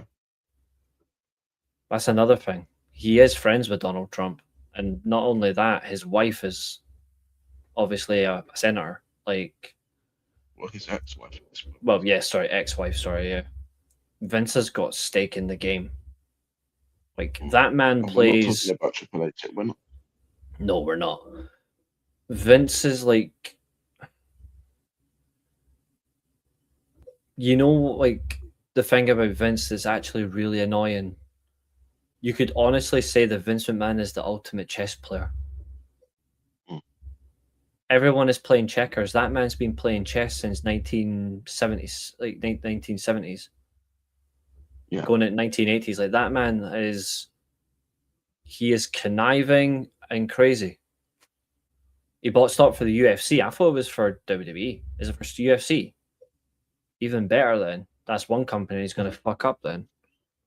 To be fair, I just seen he bought a shareholder, but I wasn't sure if it was WWE or UFC. To be fair, there's going to be Trump will still get UFC at the White House. So that is true, actually. To be fair, Trump could still invest into the WWE side as well. Because he's been associated with that company since 2007. Yeah, Trump will play a slow game. Although he's another one fucking dickhead that needs to be ended. Not killed. I'm not advocating for a killing. I'm saying ending in terms of just end his power, end his political influence. That man needs to be removed. Because America ain't going anywhere progressively if he remains in control. Did you see as well that he just look at all the stuff that's going on with the World Cup and that Somali referee that they refused entry for, despite him having all of the credentials to be there. He's Africa's top referee as well. Like Africa's #1 ranked referee, and he's been banned entry into there. I tell you another thing as well is actually really bad. Have you seen what Trump said about Iran? I haven't, no, but I also heard that their tickets have been basically cancelled. They have. He said that Iran attacked an Apache helicopter and there must be a response from the US. Donald Trump is the most stupid human being on this planet. Honestly. Like if he genuinely goes after them, he has no clue what's going to hit him. Like he really is stupid. Someone needs to put a stop to him. Tony Khan buys in terms of he has Americans. To be fair, Donald Trump has Americans themselves trying to kill him. Imagine if he gets other countries involved with him. I mean, he's already won out of NATO. That's how much of a dumbass he is. World Cup is in travesty. Yep, it is.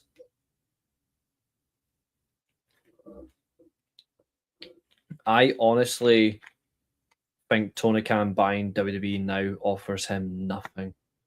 What does he actually get out of it? Like, I actually feel like he's already got the company that makes sense for him.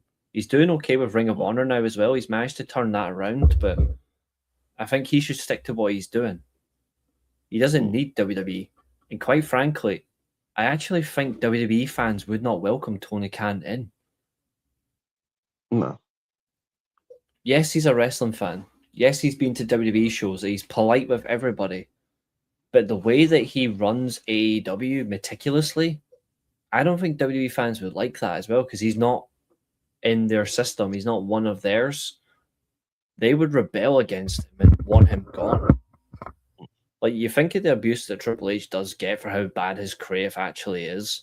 Think of the abuse that Tony Khan will get alone just for buying that company. Like, that man would be left, right, and center. And I don't think I'm over exaggerating on that. I think I'm being genuinely accurate. Yeah. Speaking of Nick Khan, did you? No, I did not actually. To be fair, I am barely on my social media, So Roman, he said Roman Rock versus Seth Cody was the original match for Mania because Cody gave Rock his spot after he won the Rumble in 2024, and he was lying. So who was lying? Nick Khan was lying, or Cody was lying? I'm confused. Like, which part was lying here? Is Nick Khan the one lying, or Cody Rhodes giving his spot to The Rock? I don't know. Is it? What's the reference here for lying?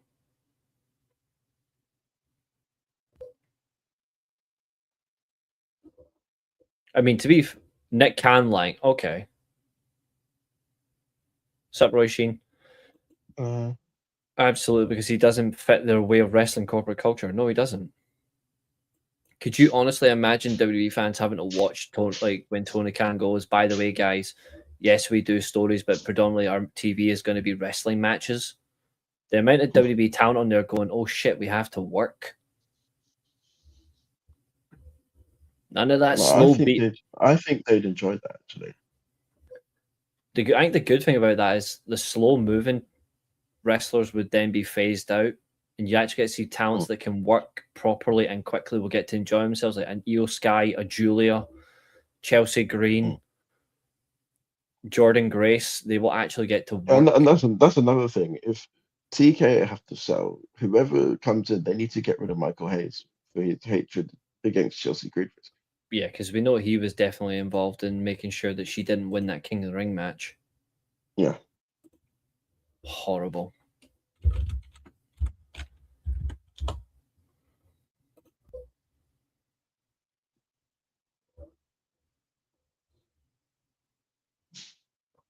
No, I don't want premium.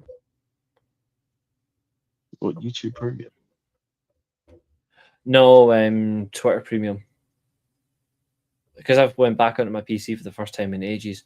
Have you seen that, like, well, to be fair, we know this, but yesterday was the anniversary of Okada Omega Dominion. Yeah, I saw that. Mo tagged me in a tweet from yesterday. I'm seeing this now as well. George Iceman.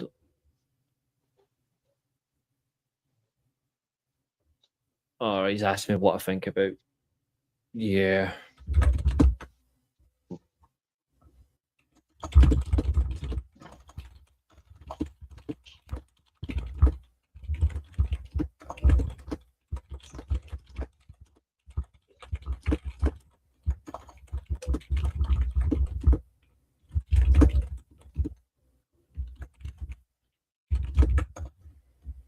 I want to see TNA get away from the whole thing, but it's not going to happen now. It's too late. At this point, I want to see them sold because I'm tired of it now. Yeah.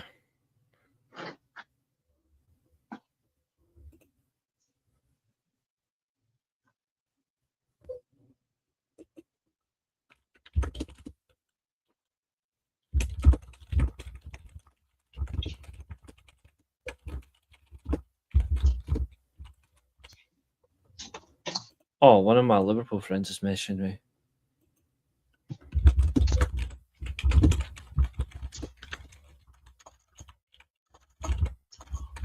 I literally go into this Liverpool podcast. He's a nice guy, Owen. He lives in France, but he messaged me saying, "You ever want to appear at any point?" I was like, "Yeah, for a laugh, absolutely."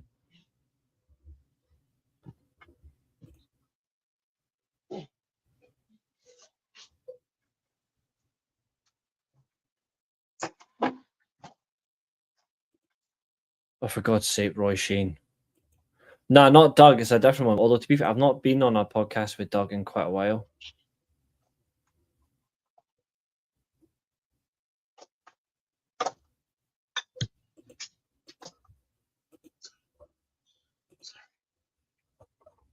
Doug's fun. Like I like Doug.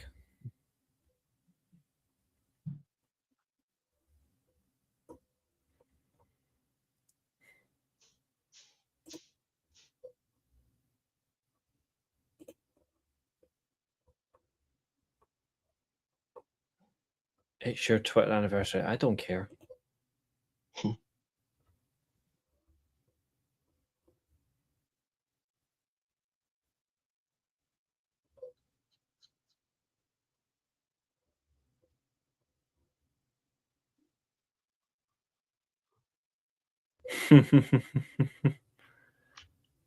Doug's class. I haven't been on in quite a while though, but yeah.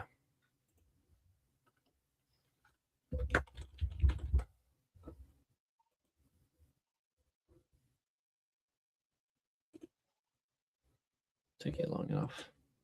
It took you long enough.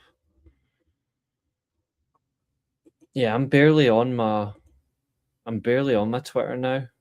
Like just in and out, just I log in, then after that that's the end of it. But it's not on my phone, like the app's not on my phone anymore. Which I'm kinda good with.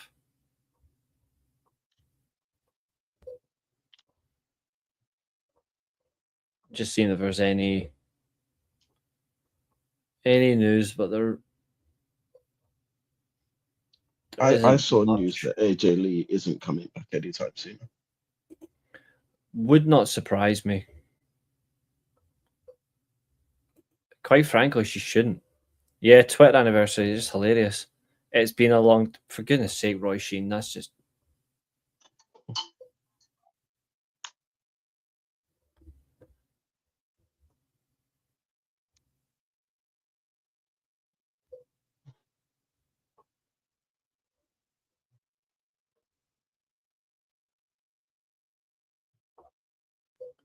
I don't see anything else. Ooh. Oh, that realistically should be easy. So that Carlos Estrada account, right, put up a one's gotta go WCW edition, right? 4 wrestlers, one's gotta go. Crow Sting, Hollywood Hogan, Dallas Page. So this, by the looks of it, this is 97 to 99 Dallas Page. Okay. And the 4th one is Goldberg. By Goldberg. Yeah, same for me as Goldberg. And before anyone goes, the only wow. thing that saves hope, and then that's. Yeah. If it was anyone else, it would be him gone instead of yours. Mm-hmm. Like, it's just logical that you don't pick Hollywood Hogan because he genuinely did take it forward, even though he did take it forward, but then it didn't last much longer. But the guy's mental. Fuck's sake. You two are terrible. You are all fucking terrible.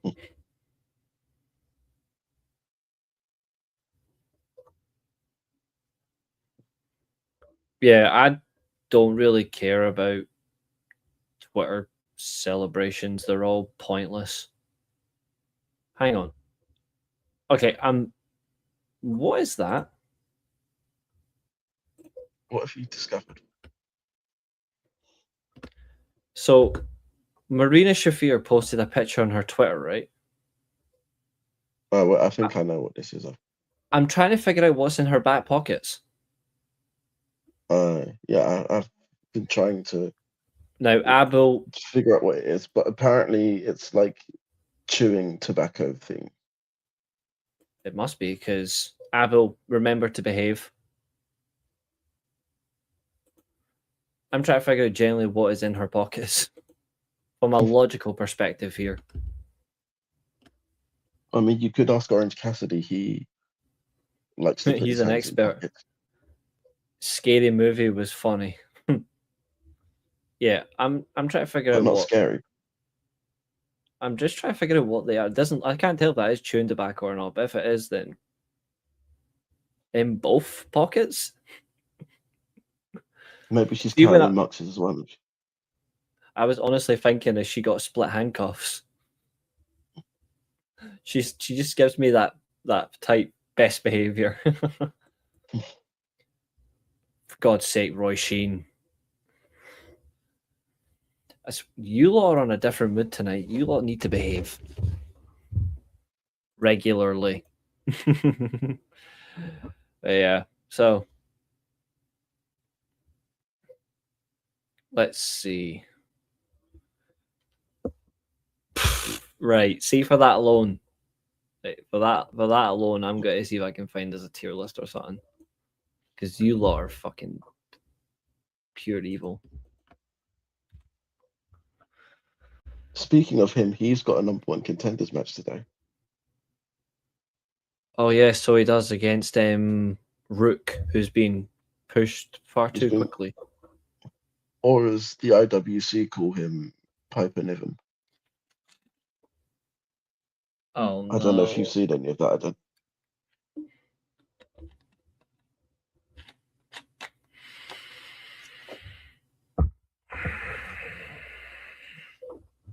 Why do I have to be obligated to my fucking name?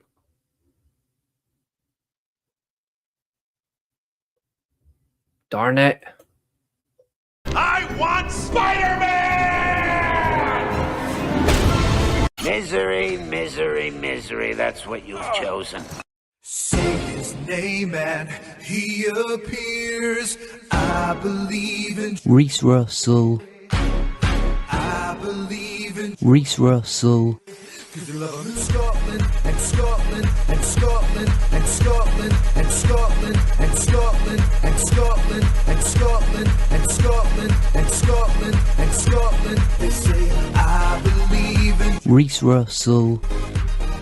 I believe in. Reece Russell.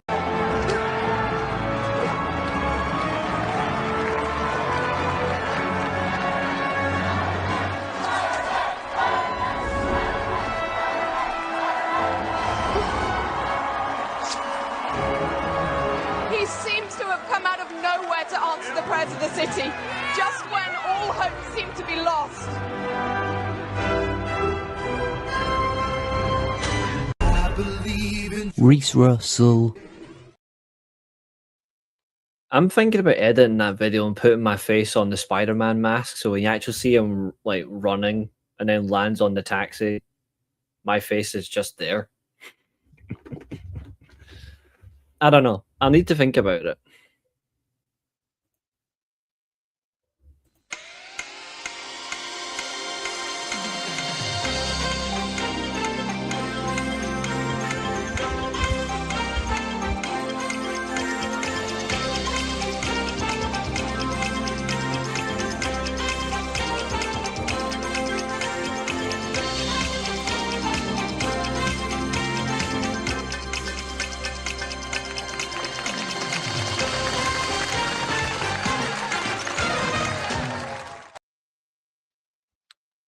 Pizza party, let's go, for God's sake.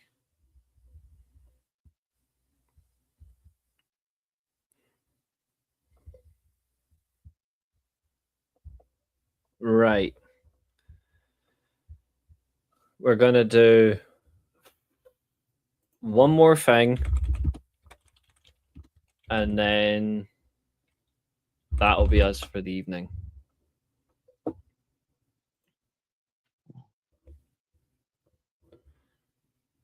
And I'll get the remainder of the quiz prepped for Saturday. Because, yes. Let's have a look. Roy Sheen, the only thing you deserve is to be kicked in the bloody River Nile.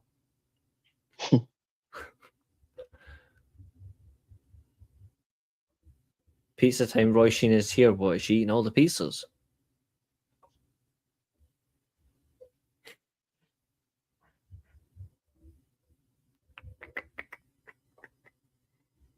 Try to find something that's fun.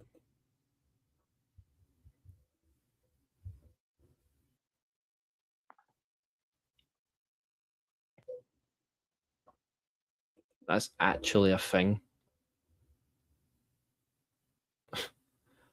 I suppose for a joke we can do one and it'll wind people up. Because we all love that, don't we? Yep.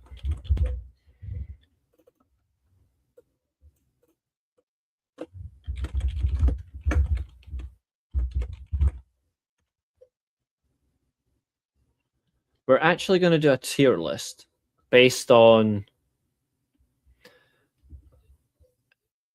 WWE's authority figures. Kind of a coincidence, funnily enough, this evening. Although I feel bad for one of the talents because of one picture they've used. They actually have one man 3 times. Is there anyone else they have more than that? Let's have a look.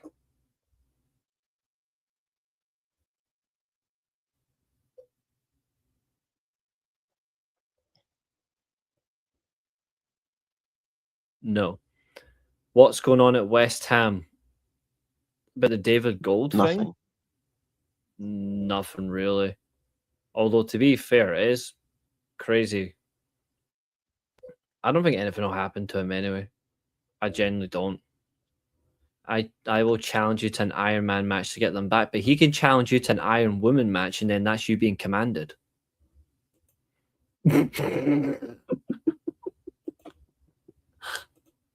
If she ever figures that out, I am fucking screwed. Okay, so we have, in terms of... So we've got 5 categories. We've got the greatest, great, all right, bearable, and utter horseshit. We have 41 people at different periods of their career who were authority figures. So we have AJ Lee, the anonymous Raw GM, Armando Alejandro Estrada. We have Baron Corbin. We have Booker T, Divas title sex maniac. We have Bret Hart. We've got Daniel Bryan. We've got Donald Trump. We've got Rockstar Spud before he pissed his pants. We've got Eric Biscotti. We've got Gorilla Monsoon. We've got Jack Tunney, who will answer for his crimes. We have Bradshaw. We've got Pervert. We've got Coach. We have Wheelchair Angle. We have GM Angle. We have Mick Foley, Commissioner Foley, Mike Adamley, Paige, ECW Heyman, SmackDown Heyman, Ric Flair, Commissioner Slaughter, 2017 Shane O'Mac, 99 Shane O'Mac, Commissioner Michaels, far too young Stephanie McMahon to run a company on TV, older Steph from 2013 from the Authority, Sheriff Austin, 2013 Teddy Long, or maybe 2011, 2012 actually, 04 Teddy Long, Tiffany, or as you guys all know her as Tara Terrell, former longest reigning Knockouts champion in TNA, until Taya Valkyrie blasted that. You've got Paul Levesque, unfortunately, Vicky Guerrero, Vince, who only shows once, King Regal, Commissioner Regal, NXT General Manager William Regal. So he definitely gets around. So, 41 people. Where do you want to start? You can have... Anonymous Raw General Manager, bottom. Yeah, I'm going to go with that. I'm also, An because of absolute this, waste. yeah, in the same category, I'm also going to put him Mm, because he did nothing. no. Chat, you as well. You can put in anyone you'd like, but everyone gets one each. And you have to be specific. You can't just say Teddy Long and then expect to get both. You need to say the correct one. You're up next. I'm gonna go for SmackDown Paul Heyman in the top 2. I concur. Big Johnny Utter Horseshit says Chester, and I agree. I'm going to put the obvious contender because it's quite obvious. I'm going to put Vince at the very top as well because even if you hate the man, which all of us do, you can't not put him in the top tier. It doesn't make any sense. Who's next for you? Baron Corbin is going in our shit. Yep. I'm going to put Wheelchair Angle in great just because I love the complete tolerance of a feud he had with Eddie Guerrero. And also, it was just funny how he just bullied John Cena. Like, actually, to be fair, that for me alone, goes in top tier. And I'm putting GM Angle in bearable. GM Angle and bearable. Yeah, to be fair, I would have put him in all right, but he let Baron Corbin bully him around. But yeah, that's a sackable offense.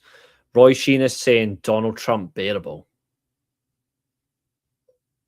Well, I mean, to be fair, he was only in charge for one show, and it was.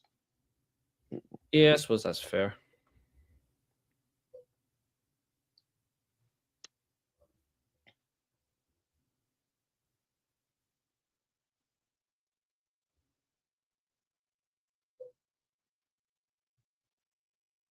Where are you going next? 1 second.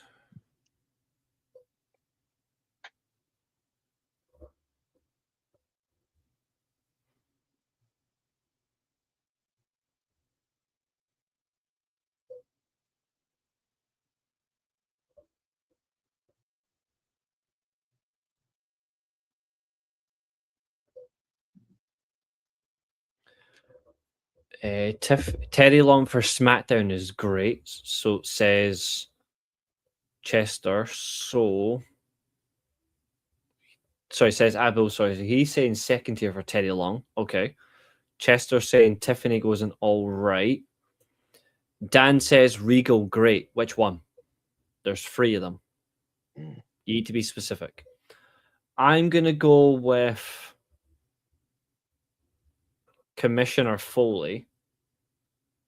And he's not the greatest, but just for the outlandish stuff, and to be fair, he did help make the Austin return story even better. And obviously, he gave us Armageddon Hell in a Cell. He actually wasn't afraid to put Kurt Angle in the main event scene, and he wasn't afraid to book from an on-screen perspective Chris Benoit in back-to-back main event scenes, and he gave Jericho a push. Yeah, but you also gave Rikishi a push. I mean, that's why he's not in the greatest. But he also is responsible for us getting TLC. True. So I'll give him that as well. So that's why he's in great for me. Commissioner Regal, to be specific. Where you want to go next, bud? I'm gonna go Eric Bischoff, and I'm gonna put him in the greatest. Yeah, I think he's top tier as well. I think for the simple fact that SmackDown in the Ruthless Aggression era had about 5 different general managers, but he was the general manager for pretty much the whole time until he got sacked. Yeah, he lasted 3.5 years. Hmm. Well, just about that, actually. Yeah. NXT Regal and great. Okay, that's fair. I'm going to go...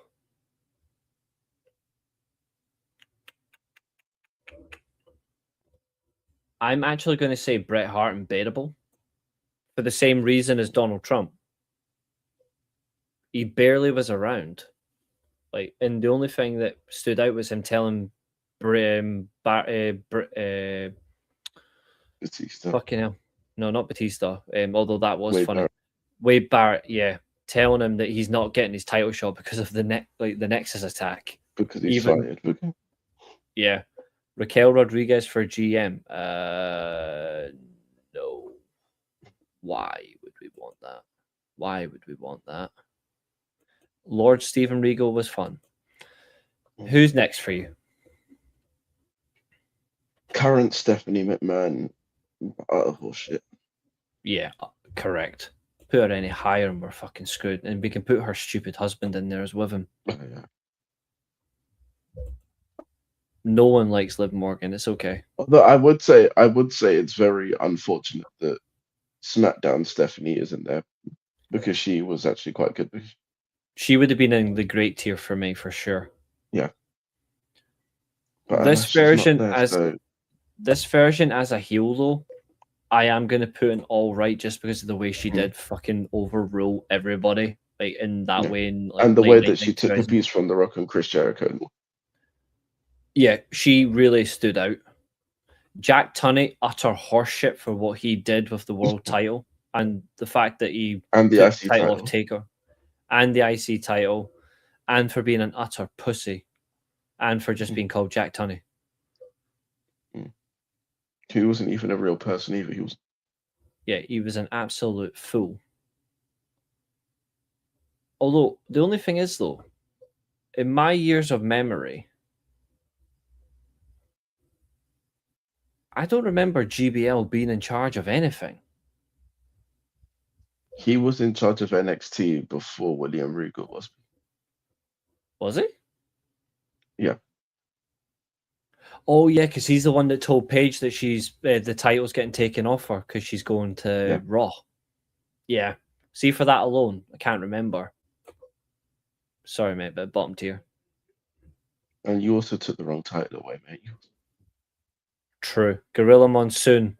All right. Gorilla Monsoon got flattened by Vader, and he got bullied of Stone Cold. As much as he could. I think, and Bret Hart. And Bret bullied him. To be fair, Sid as well. And Taker told him to get lost. And then Paul Bearer, of all cheek, called him a big ape. Even though Paul Bearer was a fat fuck himself. Oh, yeah. Like, absolutely hilarious. So for that alone, I'm putting him in all right as well. Just because he took it. Yeah. I'm going to go one thing as well. GM Foley.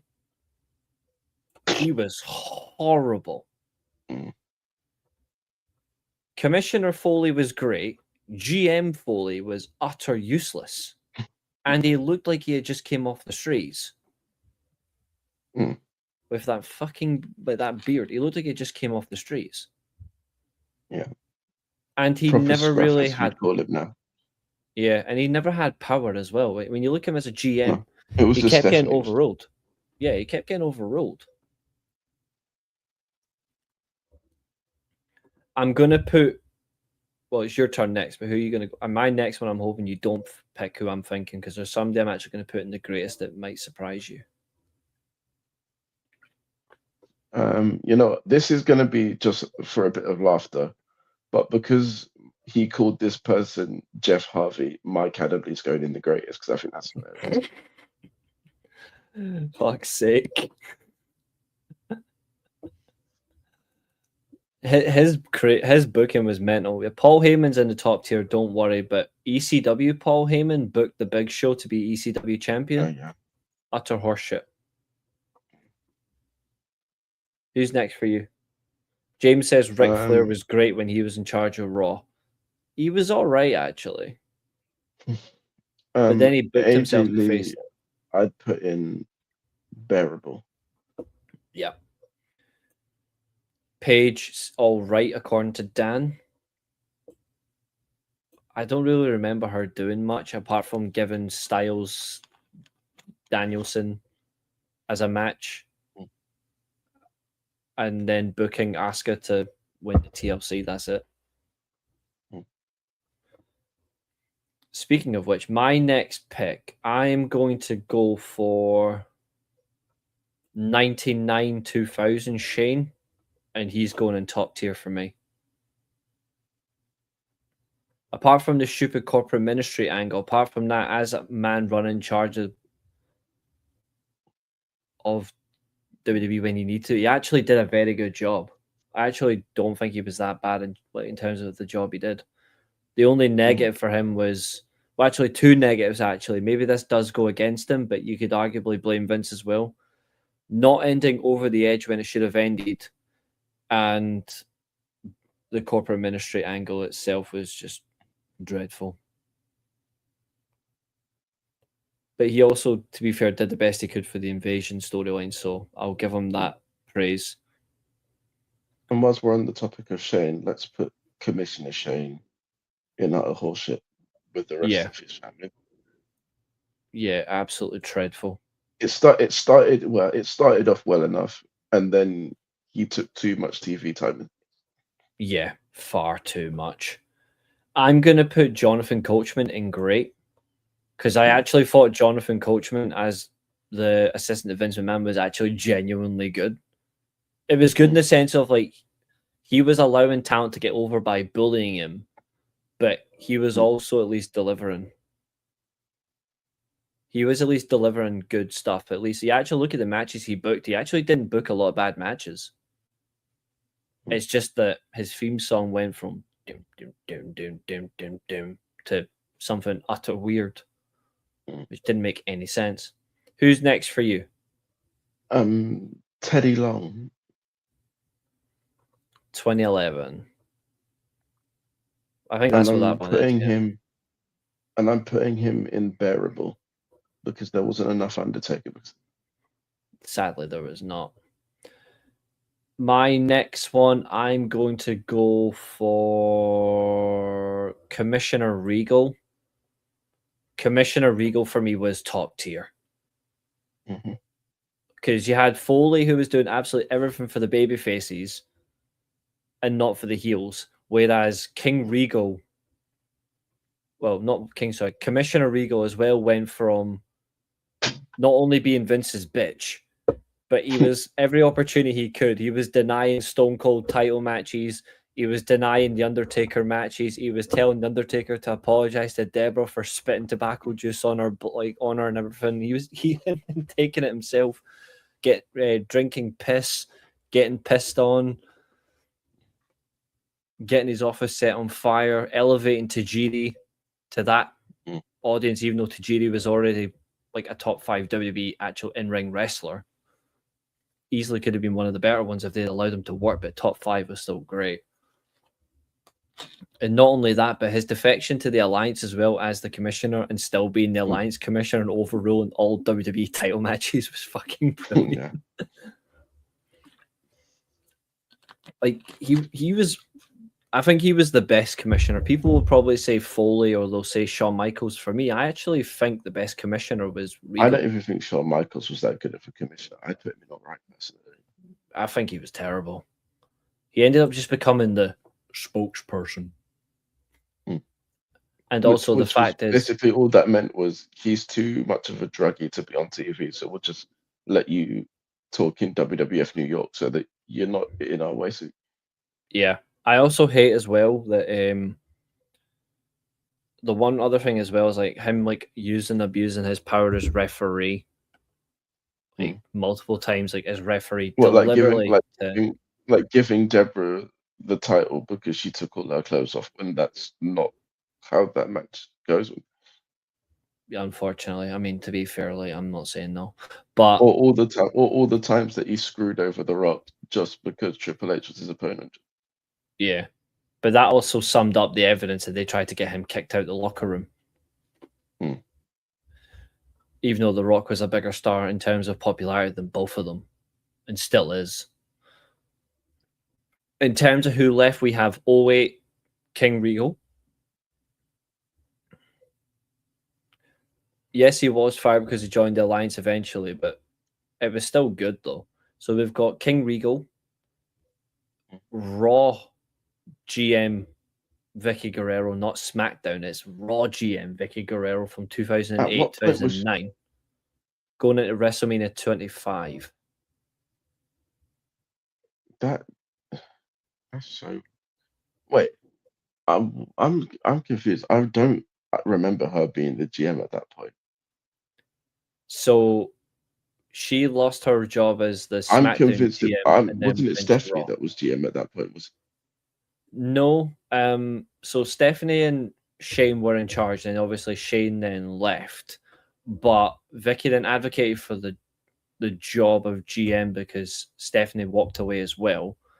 And obviously she took over because Stephanie got DDT'd in the ring. She took over around the No Way Out period. Well, just after No Way Out, she carried on there, and Vince went back to Teddy Long as SmackDown GM, which then led to Teddy Long screwing The Undertaker at breaking point.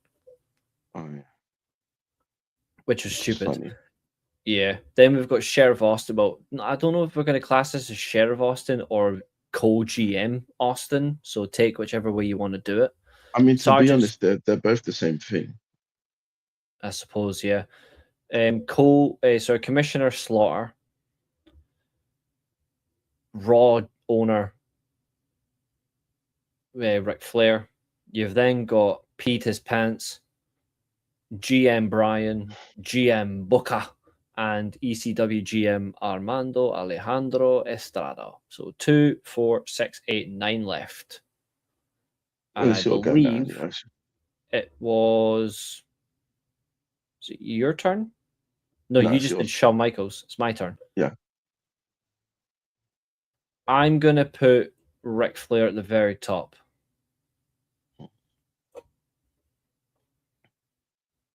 Just for the fact that he made like Hulk Hogan defend his title before Judgment Day on the last Raw. Like that alone is enough. Should have made him lose it there. Yeah, but he would have lost it to Flair. Works for me. And you're not going to have Flair versus Undertaker for the title at Judgment Day because you're not having a heel versus heel world title match in 2002 because they just don't. They wouldn't. It's just not their bravery.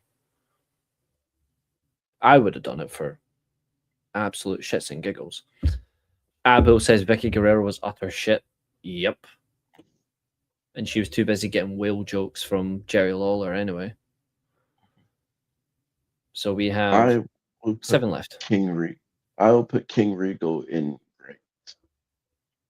As will I. Because I liked his monotone promos. The only reason that he's in great and not the greatest is because he wasn't GM that long.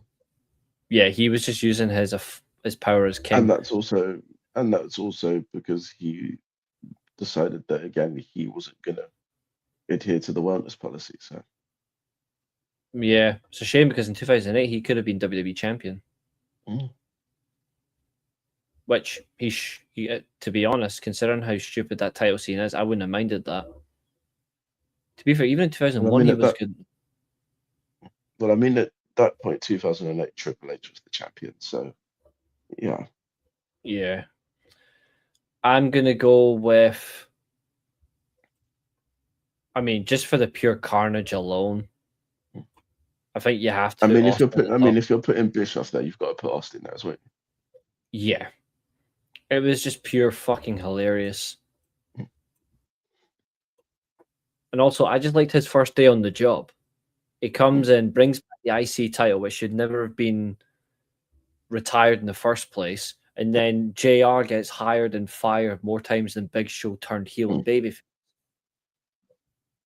To then just randomly book Chief Morley versus Jerry Lawler for the career of for career of JR. And then after that, he tells Jonathan Coachman, "Oh, this is my favorite announced team: Jerry Lawler, Jim Ross, and Coachman." Then just stuns the fucker and goes, "Actually, 2's enough." Chester says Commissioner Slaughter was all right, but he did get insulted and stunned by Austin. He did. He was too busy getting his chin roasted by DX, though. That's all he's really remembered for. Like getting fat, eating cheeseburgers, and a stunner from Steve Austin, and then getting rinsed all the time by DX, particularly Triple H, and his perverse nature to Slaughter's wife. Like, he didn't really do anything in terms of making the product better. He was just there to get abused, basically. Yeah, he got abused as well by China, and he outweighed her. Literally. Yeah, like, for that alone, you're an utter horseshit. 4 left. Umaga's bitch, the man who thought it would be wise to give Mark Henry a bloody deadlift contest against an absolute pleb in Ryback, and again advocating for the Big Show to be world champion. You've then got Daniel Bryan, who actually, to be fair, was a decent general manager, but that's not what everyone wanted. And also, he was too busy on talking smack with The Miz, which again really that did nothing for Daniel Bryan. And then lastly is pissed his pants. So, what are you thinking? I'm gonna put Booker T in all right, because him being GM meant that he wasn't on commentary. True. For that alone, that's a fair reason. I'm going to do the desired justice of Daniel Bryan will go in great. Because to be fair, I actually did like his feud as well with Kevin Owens and Sammy the Politician. The only thing that ruined that feud was Shane McMahon taking liberties of it. But I did like Daniel Bryan in terms of his position. Actually, to be fair, another thing I didn't like was the fact that he made that mixed tag match for Mania 30 for Mania that we all had to unfortunately bear witness to. That's another thing that brings him down. But he did book good matches, to be fair. See you later, mate. Have a good one. 2 left. You can have them both. Because I hate them both. In terms of their positions, I just don't care. They're both going in out of horseshit then. Yeah, agreed. Drake Maverick pissed his pants while he was the general manager of 205 Live. Yeah. And Armando Estrada didn't have Umaga, so he was useless. And also, regarding Armando, he did nothing for ECW and then got replaced by Teddy Long. And then obviously Tiffany took it when Teddy Long went back to SmackDown. Shocking. Tier list. This was WWE Authority figures. 3, 5, 7, 9. This is our 10th tier list we've done. Booker also had Teddy as his assistant. That's true, actually. I forgot about that. So did John Laurinaitis. Yeah. We can't always win.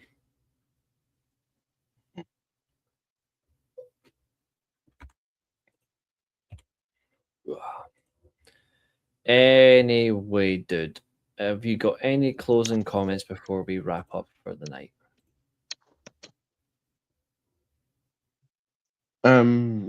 Just everyone pay attention to the channel, because there's going to be a lot this weekend. Yeah. The vacant predictions championship is up for grabs this weekend for Dominion in a stacked card. Who will be the champion? We're going to find out. But, ladies and gentlemen, again, your amazing participation and viewership and your amazing comments is always welcomed and appreciated. We thank you for tuning in this evening. Do have a good evening. Enjoy the rest of your night, and we will, well, I'll see you again tomorrow because we have another stream, but Josiah will be back Friday for predictions. So we will see you all later on. But have a lovely evening, guys, and see you later. Absolutely. Good night, everyone.